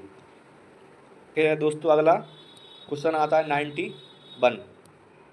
सीमांत स्थायी सुविधा दर यानी एमएसएफ के संदर्भ में सत्य कथन का चयन करें। आरबीआई ने पहली बार वित्तीय वर्ष 2011 से एमएसएफ की घोषणा की। एमएसएफ की दर रेपो रेट से 1% कम होती है। अब इसमें से दोस्तों सही कथन का चयन करना है। तो इसका आंसर है दोस्तों ए, क्योंकि सीमांत स्थायी सुविधा दर अर्थात एमएसएफ की शुरुआत भारतीय रिजर्व बैंक द्वारा वर्ष 2011 में की गई थी। इसकी दर रेपो रेट से 1% अधिक होती है। फिर दोस्तों अगला आता है 92। इसमें सूची फर्स्ट में है पुस्तक या पत्रिका, दूसरा है लेखक या प्रकाशक। तो दोस्तों द इंडियन सोशलिस्ट, और फिर दूसरा है अनाइलेशन ऑफ कास्ट, तीसरा है दोस्तों इंडिया डिवाइडेड, चौथा है इंडियन स्ट्रगल। फिर इसके लेखक दिए गए हैं दोस्तों श्यामजी कृष्ण वर्मा, डॉक्टर अम्बेडकर, राजेंद्र प्रसाद, चौथा है सुभाष चंद्र बोस। तो इसमें देखते हैं दोस्तों सही उत्तर कौन सा है। तो 92 का सही उत्तर ए है, क्योंकि जो पुस्तक है या पत्रिका है द इंडियन सोशियोलॉजिस्ट, उसके जो लेखक या प्रकाशक हैं वो श्यामजी कृष्ण वर्मा। फिर है अनाइलेशन ऑफ कास्ट, इसके डॉक्टर अम्बेडकर। इंडिया डिवाइडेड के राजेंद्र प्रसाद, इंडियन स्ट्रगल के सुभाष चंद्र बोस। फिर अगला क्वेश्चन है 93। बैकग्राउंड रेडिएशन के बारे में निम्नलिखित कथनों में से कौन सा सही है? यह इरादतन विकिरण स्रोत के प्रवेश करने के कारण होता है, यह केवल कृत्रिम स्रोतों से उत्पन्न होता है, यह मानव स्वास्थ्य के लिए लाभदायक है, यह हर समय हर स्थान पर मौजूद रहता है। तो दोस्तों इसका करेक्ट आंसर है वो है डी, क्योंकि बैकग्राउंड रेडिएशन हमारे चारों ओर हर समय उपस्थित रहता है। यह प्राकृतिक और कृत्रिम दोनों स्रोतों से उत्पन्न होता है। अगला है दोस्तों 94। चोल काल में कुर्रम शब्द प्रयुक्त होता था।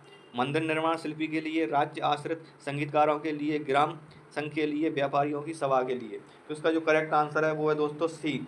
चोल काल में ग्राम संघों को कुर्रम कहा जाता था। चोल साम्राज्य प्रांतों में विभाजित था जिन्हें मंडलम कहा जाता था। चोल साम्राज्य में 8 मंडल थे। चोल काल में व्यापारिक नगरों में नगरम नामक व्यापारियों की एक सभा होती है। फिर अगला क्वेश्चन है दोस्तों 95।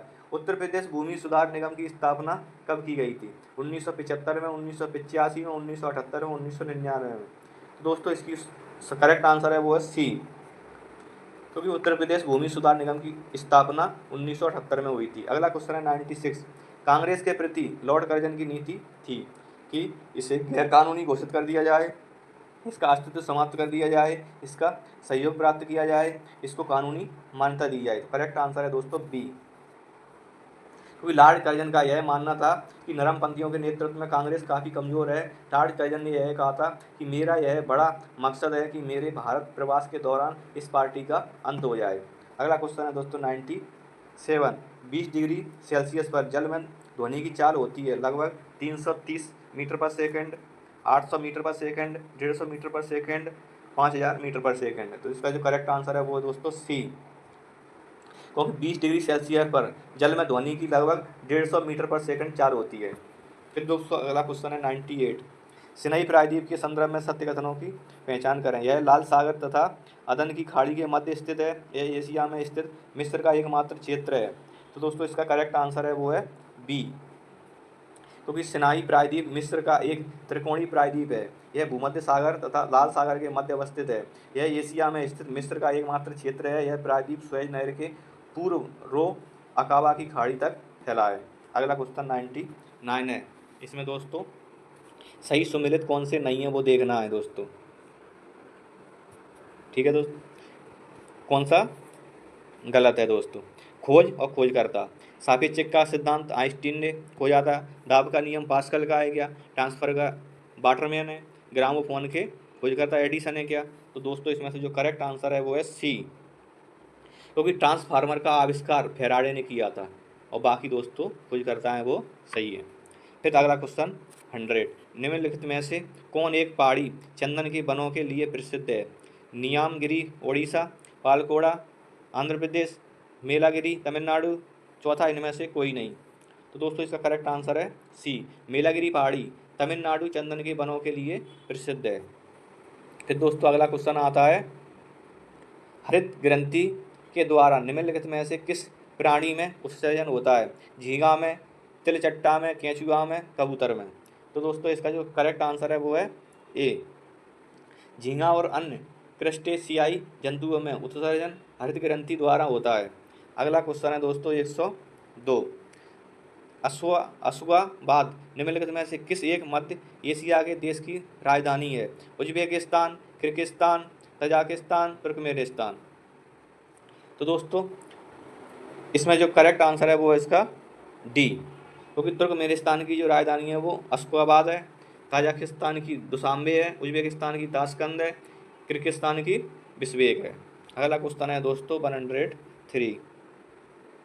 निम्नलिखित में से किस एक अनुच्छेद द्वारा संविधान में यह प्रावधान किया गया कि संसद द्वारा किसी केंद्र शासित प्रदेश के लिए स्थानीय विधानसभा, मंत्रिपरिषद या दोनों का निर्माण हो सकता है? अनुच्छेद 239 ए, अनुच्छेद 240 बी, अनुच्छेद 238 बी, 238 सॉरी, अनुच्छेद 241। तो करेक्ट आंसर है दोस्तों वो है ए।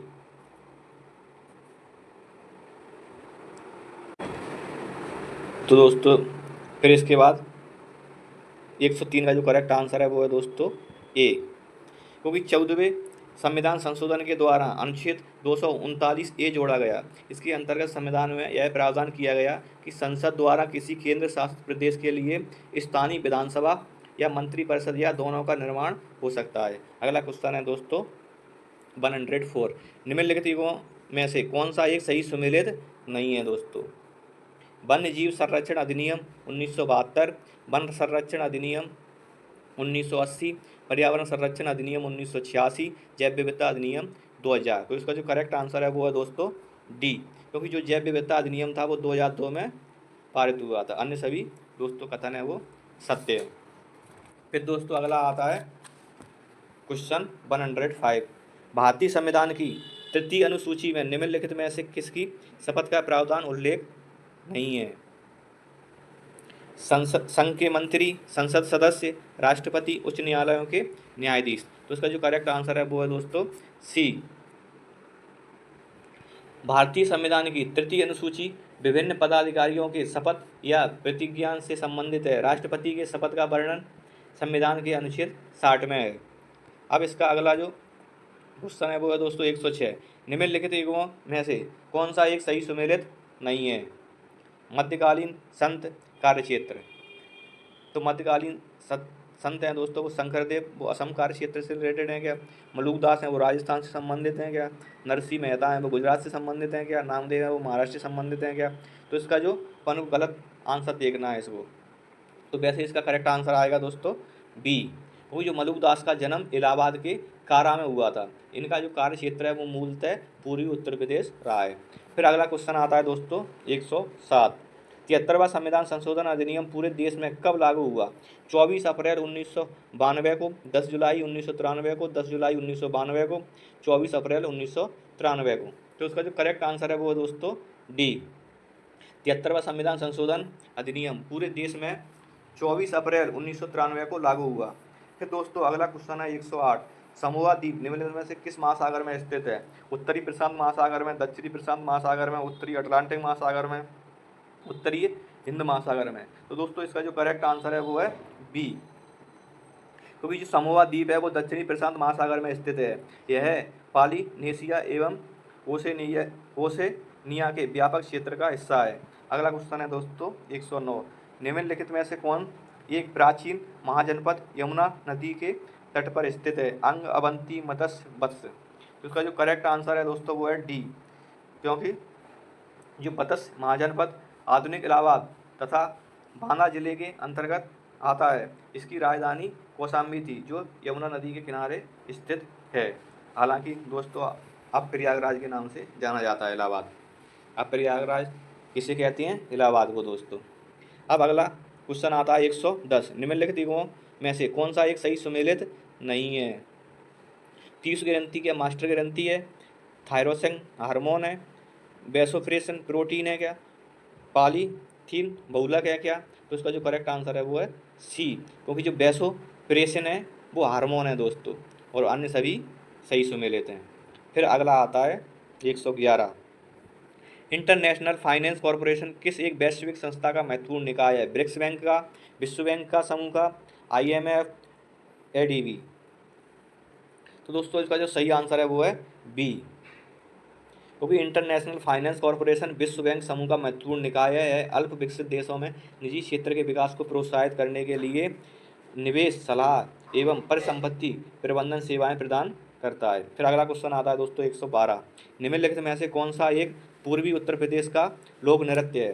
राई, चरकुला, नटवरी, सेरा। तो दोस्तों इसका जो करेक्ट आंसर है वो है सी, क्योंकि नटवरी नृत्य पूर्वी उत्तर प्रदेश में मुख्यतः जन्माष्टमी के अवसर पर भगवान श्री कृष्ण के सम्मान में किया जाता है।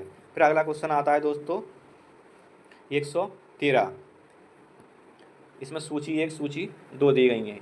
तो पर्यावरण सम्मेलन सूची 1 में और निर्णय सेकंड में। तो जो स्टॉकहोम सम्मेलन हुआ था उसमें क्या हरित जलवायु कोष की स्थापना हुई? वियना सम्मेलन में क्या एजेंडा 21 निर्धारित किया गया? क्या रियो सम्मेलन में क्या UNEP की स्थापना हुई? कानकुन सम्मेलन में क्या अजोत स्तर का संरक्षण हुआ? तो इनको सही दृष्टि से जो सही कूट है वो इसका आंसर है कौन से में दोस्तों? वो डी, क्योंकि जो पर्यावरण सम्मेलन स्टॉकहोम सम्मेलन में हुआ था उसमें UNEP की स्थापना का निर्णय लिया गया। वियना सम्मेलन में ओजोन स्तर का संरक्षण के लिए, रियो सम्मेलन में एजेंडा 21 निर्धारित किया गया, कानकुन सम्मेलन में हरित जलवायु कोष की स्थापना हुई। अगला क्वेश्चन आता है दोस्तों 114। निम्न युगों में से कौन सा एक सुमेलित नहीं है दोस्तों? यानी कि राष्ट्रीय उद्यान और अभ्यारण्य दिए गए हैं एक तरफ दोस्तों प्रदेश दिए गए हैं। तो पिन घाटी हिमाचल प्रदेश में स्थित है क्या? दाचीगाम जम्मू कश्मीर में है क्या? ब्लैक बक महाराष्ट्र में है क्या? कुद्रेमुख कर्नाटक में है क्या? तो इसका 114 का जो करेक्ट आंसर है वो है दोस्तों सी, क्योंकि जो Blackbuck National Park Gujarat में स्थित है। फिर अगला क्वेश्चन आता है दोस्तों 115। भारत शासन ने पर्यावरण विभाग का गठन किया कब किया? 1972 में, 1992 में, 1986 में, 1980 में। तो इसका जो करेक्ट आंसर है वो दोस्तों डी, क्योंकि भारत शासन ने 1980 में पर्यावरण विभाग का गठन किया था। अगला क्वेश्चन है 116। प्रकाश संश्लेषण क्रिया में बने ग्लूकोज में ऑक्सीजन कहाँ से आती है? पानी से, कार्बन डाइऑक्साइड से, सूर्य के प्रकाश से, क्लोरोफिल से। तो इसका करेक्ट आंसर है दोस्तों बी, क्योंकि प्रकाश संश्लेषण क्रिया में बने ग्लूकोज में ऑक्सीजन कार्बन डाइऑक्साइड से आती है। फिर अगला क्वेश्चन 117। निम्न कथनों पर विचार करें। दूध एक पायस यानी इमल्सन का उदाहरण है। दूध में विटामिन सी के अलावा लगभग सभी पोषक तत्व प्राप्त होते हैं। तो सत्य कथन का चयन करना है। तो 117 का जो करेक्ट आंसर है वो दोस्तों सी, क्योंकि जो सभी कथन है वो सत्य है 117 के। फिर 118। सह्याद्री पर्वत श्रेणी में स्थित दर्रों में से एक से मुंबई, नागपुर, कोलकाता रेल मार्ग गुजरता है? पालघाट दर्रा, बोरघाट दर्रा, थालघाट दर्रा, सेनकोटा गैप। तो इसका जो करेक्ट आंसर है वो है दोस्तों सी, क्योंकि थालघाट दर्रा से मुंबई, नागपुर, कोलकाता रेल मार्ग गुजरता है। फिर अगला दोस्तों क्वेश्चन 119, पूर्ण निर्णय का सिद्धांत जो कि अनुच्छेद 141 में वर्णित है, किस न्यायालय पर लागू नहीं होता? सर्वोच्च न्यायालय पर, उच्च न्यायालय पर, जिला न्यायालय पर, राजस्व न्यायालय पर। तो इसका करेक्ट आंसर है वो दोस्तों ए, क्योंकि अनुच्छेद 141 के तहत उच्च न्यायालय द्वारा दिए गए निर्णय भारत के सभी न्यायालयों पर आबद्धकर हैं, जबकि यह निर्णय स्वयं सर्वोच्च न्यायालय पर लागू नहीं होता है। फिर दोस्तों अगला आता है 120, निम्नलिखित में से कौन सा या कौन से सही सुमेलित हैं? यंत्र दिए गए हैं या उपकरण, उनके उपयोग कहाँ पर हुए? जैसे यूडोमीटर वर्षा मापक में उपयोग होता है क्या इसका? हाइग्रोमीटर का क्या वायुमंडलीय आर्द्रता मापक में करते हैं क्या? बिस्कोमीटर का क्या द्रव प्रवाह गति मापक के लिए करते हैं? तो इसका जो सही आंसर है वो देखना है। तो इसका करेक्ट आंसर बी, क्योंकि जो बिस्कोमीटर है वो द्रवों की श्यानता ज्ञात करने में प्रयुक्त उपकरण है। अगला क्वेश्चन 121, वर्ष 2011 की जनगणना के अनुसार भारत में ग्रामीण एवं शहरी लिंगानुपात है क्रमशः 1947 एवं पहला है 947 एवं 929, दूसरा है दोस्तों 929 एवं 947, तीसरा है 943 एवं 933, चौथा है 929 एवं 943। तो उसका जो करेक्ट आंसर है वो है दोस्तों ए, क्योंकि वर्ष 2011 की जनगणना के अनुसार भारत में ग्रामीण एवं शहरी लिंगानुपात क्रमशः 947 एवं 929 है। फिर अगला क्वेश्चन आता है 122, किस संविधान संशोधन द्वारा यह प्रावधान किया गया कि राष्ट्रपति के निर्वाचक मंडल में रिक्तता होने पर भी राष्ट्रपति का चुनाव अवैध नहीं होगा?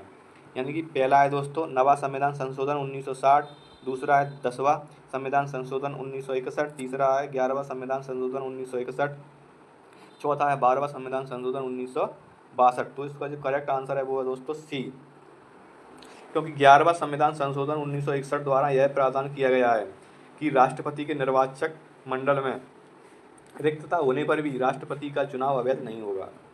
फिर अगला क्वेश्चन आता है दोस्तों 123, निम्नलिखित में से कौन सा एक पद केवल जीव द्वारा ग्रहण किए गए स्थान का ही नहीं अपितु जीवों के समुदाय में उसकी कार्यात्मक भूमिका का भी वर्णन करता है? इकोटोन, पारिस्थितिकी, करगत्ता, तीसरा है दोस्तों आवास क्षेत्र, चौथा है आवास। तो 123 का जो करेक्ट आंसर है वो है दोस्तों बी, क्योंकि पारिस्थितिकी कर्मता पद केवल जीव द्वारा ग्रहण किए गए स्थान का ही नहीं अपितु जीवों के समूह में उसकी कार्यात्मक भूमिका का भी वर्णन करता है। अगला क्वेश्चन है 124, इसके अंदर सूची फर्स्ट सूची सेकंड दी गई है। सूची फर्स्ट में रोग हैं दोस्तों, सूची सेकंड में संबंधित अंग है। तो दोस्तों इनको सही उत्तर सही मैच कराना है। जैसे पीलिया है क्या वो यकृत संबंधी रोग है? पोलियो है क्या तंत्रिका एवं पेशी रोग है? क्या हर्पेस है क्या नेत्र संबंधी रोग है? रोआ है क्या त्वचा रोग है? तो उसके सही जो मैचिंग कराएंगे उसका आंसर है दोस्तों करेक्ट बी। वो जो पीलिया है वो यकृत संबंधी रोग है, जो पोलियो है वो तंत्रिका एवं पेशीय रोग है, जो हर्पेस है वो त्वचा रोग है, जो रोआ है वो नेत्र संबंधी रोग है। अगला क्वेश्चन आता है दोस्तों 125, उत्तर प्रदेश के किस जिले में सर्वाधिक महिला जनसंख्या निवास करती हैं? लखनऊ में, गाजियाबाद में, कानपुर में, प्रयागराज में। तो इसका करेक्ट आंसर डी है दोस्तों, क्योंकि जनगणना 2011 के अनुसार उत्तर प्रदेश में प्रयागराज जिले में सर्वाधिक महिला जनसंख्या निवास करती हैं। अगला क्वेश्चन है दोस्तों 126, पीएम परिणाम योजना के संबंध में निम्नलिखित कथनों पर विचार करें तथा कोट की सहायता से सही उत्तर का चयन करें। तो पहला है दोस्तों जून 2023 में आर्थिक मामलों की मंत्रिमंडलीय समिति द्वारा इस योजना को मंजूरी प्रदान की गई। दूसरा है पीएम परिणाम योजना की घोषणा केंद्र सरकार द्वारा 2023-24 के बजट में की गई थी। तो इसके सही जो कथन है वो है दोस्तों कौन से? सी, क्योंकि पीएम परिणाम योजना के संबंध में जो प्रश्नगत दिए गए दोनों कथन सत्य हैं। पीएम परिणाम योजना का उद्देश्य राज्यों को वैकल्पिक गैर रासायनिक उर्वरकों का उपयोग करने के लिए प्रोत्साहित करना है। फिर दोस्तों अगला क्वेश्चन आता है 127, जून 2023 में भारत की पहली स्वदेशी परमाणु ऊर्जा इकाई KAPP-3 का वाणिज्यिक संचालन किस राज्य में शुरू किया गया? तमिलनाडु में, गुजरात में, राजस्थान में, महाराष्ट्र में।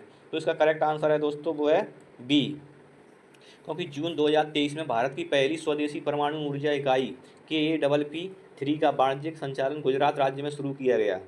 कि KAPP-3 7,000 मेगावाट की परमाणु इकाई परियोजना है दोस्तों। फिर अगला क्वेश्चन आता है 128। जून 2023 में नई दिल्ली स्थित किस अस्पताल में उत्तर भारत के पहले स्किन बैंक का उद्घाटन किया गया?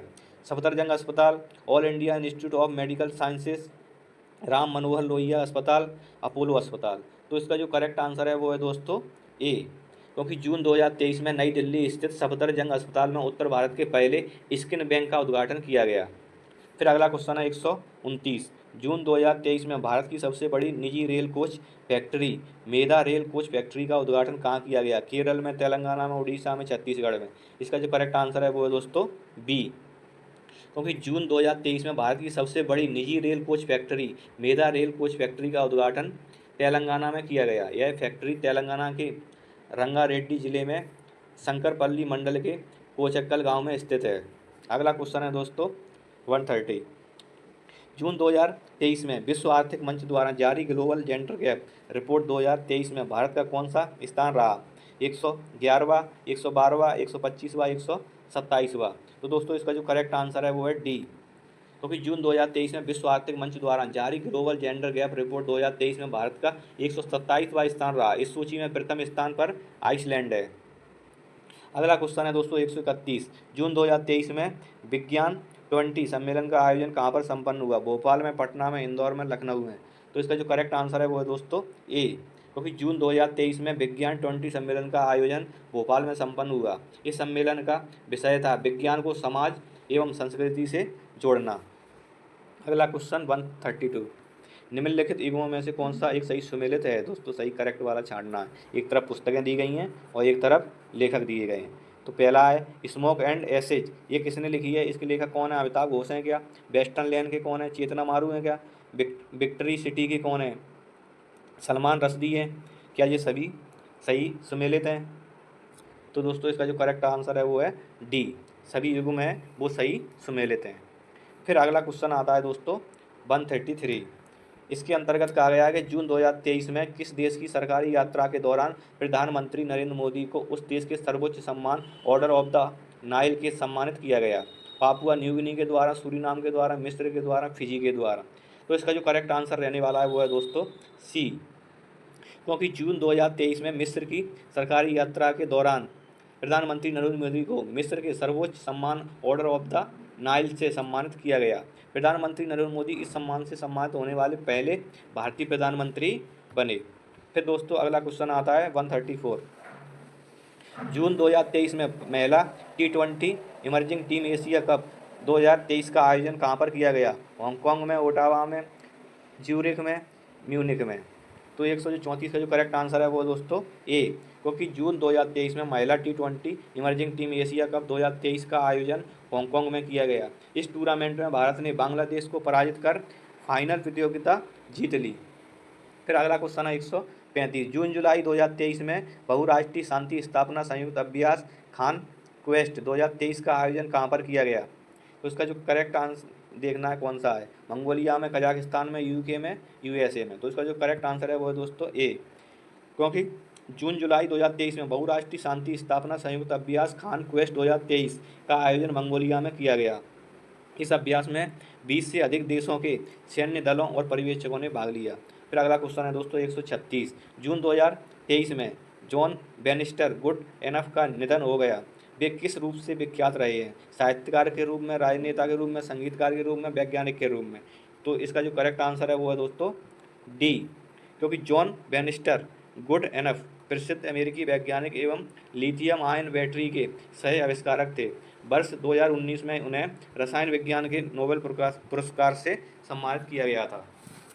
फिर अगला क्वेश्चन आता है 137। जून 2023 में प्रसिद्ध टाइम पत्रिका द्वारा 100 सबसे प्रभावशाली कंपनियों की सूची जारी की गई। निम्नलिखित में से किस कंपनी को इस पत्रिका के कवर पेज पर स्थान दिया गया? चेसकॉम, Google, DMart, OpenAI, schemes.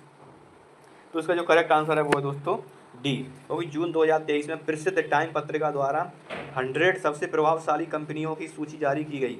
Schemes को इस पत्रिका के कवर पेज पर स्थान दिया गया। फिर दोस्तों अगला क्वेश्चन है 138। जून 2023 में वित्तीय समावेशन को बढ़ावा देने के उद्देश्य के साथ निम्नलिखित में से किस एक के द्वारा अंतर्दृष्टि नामक डैशबोर्ड का अनावरण किया गया। तो पहला है भारतीय रिजर्व बैंक, दूसरा है वित्त मंत्रालय, तीसरा है आर्थिक विकास विभाग, चौथा है भारतीय स्टेट बैंक। तो इसका जो करेक्ट आंसर है वो है दोस्तों ए। क्योंकि जून 2023 में वित्तीय समावेशन को बढ़ावा देने के उद्देश्य के साथ भारतीय रिजर्व बैंक द्वारा अंतर्दृष्टि नामक डैशबोर्ड का अनावरण किया गया। अगला क्वेश्चन है 139। जून 2023 में केंद्र सरकार द्वारा निम्नलिखित में से किसकी अध्यक्षता में मणिपुर में एक शांति समिति का गठन किया गया है? अनुसुईया उइके, सुमन बी पटेल, अटल शर्मा, सुप्रीति राव। तो करेक्ट आंसर है ए। क्योंकि जून 2023 में केंद्र सरकार द्वारा मणिपुर की राज्यपाल अनुसुईया उइके की अध्यक्षता में मणिपुर में एक शांति समिति का गठन किया गया। यह समिति राज्य के विभिन्न जाति समूहों के बीच शांति प्रक्रिया को सुगम बनाएगी। फिर अगला क्वेश्चन है दोस्तों 140। जून 2023 में विधि आयोग की 22वीं रिपोर्ट जारी की गई, जिसके अनुसार राजद्रोह के लिए अधिकतम जेल की सजा को 3 वर्ष या आजीवन कारावास से बढ़ाकर कितने वर्ष करने की सिफारिश की गई? 5 वर्ष या आजीवन कारावास, 7 वर्ष या आजीवन कारावास, 9 वर्ष या आजीवन कारावास, 6 वर्ष या आजीवन कारावास। तो इसका जो करेक्ट आंसर है दोस्तों 140 का वो है बी। क्योंकि जून 2023 में विधि आयोग की 22वीं रिपोर्ट जारी की गई, जिसके अनुसार राजद्रोह के लिए अधिकतम जेल की सजा को 3 वर्ष या आजीवन कारावास से बढ़ाकर 7 वर्ष या आजीवन कारावास करने की सिफारिश की गई। इस रिपोर्ट में राजद्रोह से संबंधित आईपीसी की धारा 124A को बनाए रखने की सिफारिश की गई। फिर अगला 141। जून 2023 में उत्तर प्रदेश मातृभूमि योजना का प्रारंभ किस जनपद से किया गया?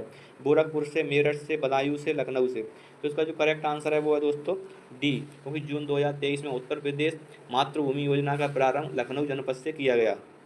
अगला क्वेश्चन है दोस्तों 142। विश्व पर्यावरण दिवस 5 जून 2023 के अवसर पर प्रधानमंत्री नरेंद्र मोदी द्वारा अमृत धरोहर एवं मिष्टी योजना का प्रारंभ किया गया, जिसका उद्देश्य है पहला भारत की आर्द्र भूमि को संरक्षित एवं पुनर्जीवित करना, दूसरा भारत की मैंग्रोव भूमि को संरक्षित एवं पुनर्जीवित करना, तीसरा ये एवं दोनों, चौथा इनमें से कोई नहीं। तो इसका करेक्ट आंसर है दोस्तों सी। क्योंकि विश्व पर्यावरण दिवस 5 जून 2023 के अवसर पर प्रधानमंत्री नरेंद्र मोदी द्वारा अमृत धरोहर एवं मिष्टी योजना का प्रारंभ किया गया, जिसका उद्देश्य है भारत की आर्द्र भूमि को संरक्षित एवं पुनर्जीवित करना तथा भारत की मैंग्रोव भूमि को संरक्षित एवं पुनर्जीवित करना। फिर अगला क्वेश्चन है दोस्तों 143। जून 2023 में निम्नलिखित रेलवे स्टेशनों में से कौन सा एक ईट राइट स्टेशन प्रमाणन से सम्मानित होने वाला पूर्वोत्तर रेलवे का पहला स्टेशन बना? कोलकाता, गुवाहाटी, शिलोंग, ईटानगर। तो इसका करेक्ट आंसर है दोस्तों बी। क्योंकि जून 2023 में Guwahati railway station eat right station प्रमाणन से सम्मानित होने वाला पूर्वोत्तर रेलवे का पहले स्टेशन बना। ईट राइट स्टेशन प्रमाणन भारतीय खाद्य संरक्षा एवं मानक प्राधिकरण द्वारा प्रदान किया जाता है। दोस्तों नेक्स्ट क्वेश्चन है 144। जून 2023 में मनाए गए दिवसों तथा उनके विषय वस्तु के संदर्भ में कौन सा एक युग्म सही सुमेलित दोस्तों नहीं है, यानी कि गलत है। एक तरफ दिवस दिए गए, एक तरफ उनसे रिलेटेड विषय वस्तु दी गई है। तो विश्व खाद्य सुरक्षा दिवस क्या खाद्य मानव जीवन बचाने से है? अंतर्राष्ट्रीय योग दिवस क्या एक विश्व के लिए योग है? विश्व पर्यावरण दिवस क्या बीट प्लास्टिक पॉल्यूशन से संबंधित है? क्या विश्व बाल श्रम निषेध दिवस के लिए क्या सभी के लिए सामाजिक न्याय से संबंधित है? क्या तो दोस्तों इसमें से कौन सा करेक्ट है? इसका 144 का सी।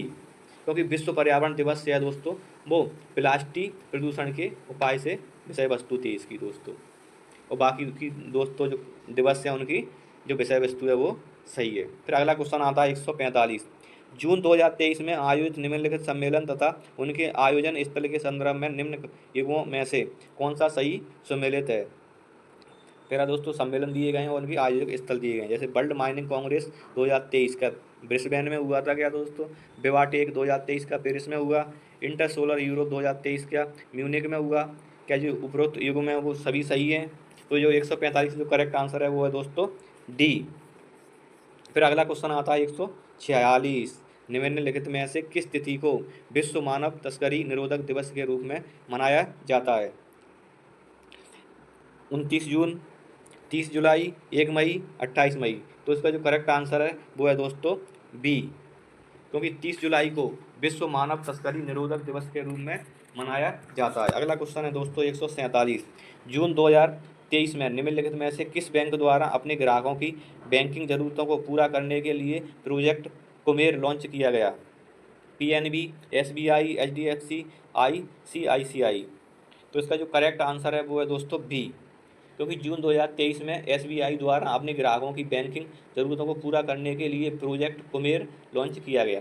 फिर अगला क्वेश्चन है दोस्तों 148। जून 2023 में उत्तर प्रदेश पुलिस विभाग द्वारा ऑपरेशन कन्विक्शन नामक एक पहल की शुरुआत की गई, जिसका उद्देश्य है बाल तस्करी को रोकना, राज्यों में अपराधी एवं माफियाओं से निपटना, नशा कारोबार को ध्वस्त करना, महिलाओं के प्रति हिंसा को रोकना।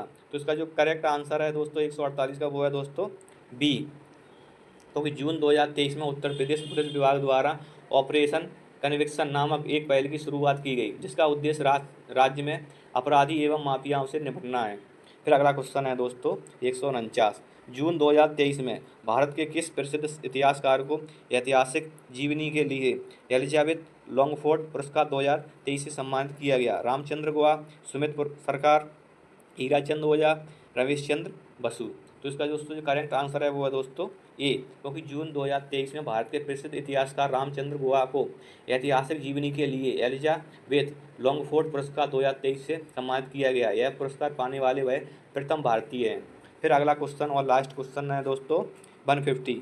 जून 2023 में भारतीय मूल के किस व्यक्ति को कार्नेगी कॉरपोरेशन ऑफ न्यूयॉर्क द्वारा जारी वर्ष 2023 के महान प्रवासियों की सूची में शामिल किया गया? पहला है अजय बंगा, दूसरा है सुब्रा सुरेश, तीसरा है दोस्तों अशोक गाडगिल, चौथा है बिन गोपाल। तो दोस्तों इसका जो करेक्ट आंसर है वो है ए, क्योंकि जून 2023 में भारतीय मूल के अजय बंगा को कार्नेगी कॉरपोरेशन ऑफ न्यूयॉर्क द्वारा जारी वर्ष 2023 के महान प्रवासियों की सूची में शामिल किया गया। अजय बंगा वर्तमान में विश्व बैंक के अध्यक्ष हैं। तो दोस्तों हमने आज के जो टेस्ट में जो क्वेश्चन डिस्कस किए वो 150 क्वेश्चन डिस्कस किए, जिसके अंतर्गत कोर एरिया टॉपिक से रिलेटेड क्वेश्चन के साथ करंट अफेयर से रिलेटेड क्वेश्चन भी डिस्कस किए। इसलिए आपको जो एग्ज़ाम है उसकी एक समग्र होलिस्टिक वे में अच्छे से क्वेश्चनों को रिवाइज करते हुए आप एक अच्छे स्कोर कर सकती हो। जो फाइनल आपका सिविल सर्विस का एग्ज़ाम होगा यूपी का, उसमें आप अच्छा स्कोर ला के आप सिलेक्शन पा सकते हो और अपने मुकाम को हासिल कर सकते हो। इसलिए दोस्तों यह जो टेस्ट सीरीज़ है वो इसी पर्पज़ से लाई गई है कि जिससे आपके एग्ज़ाम में दोस्तों हेल्प मिले। प्लीज़ दोस्तों अगर ये आपको क्वेश्चंस अच्छे लगे हैं, डिस्क्रिप्शन अच्छा लगा है, तो अपने दोस्तों के साथ भी इस चैनल को शेयर करें। प्लीज़ चैनल को सब्सक्राइब करें, लाइक करें। दोस्तों thanks for watching this video.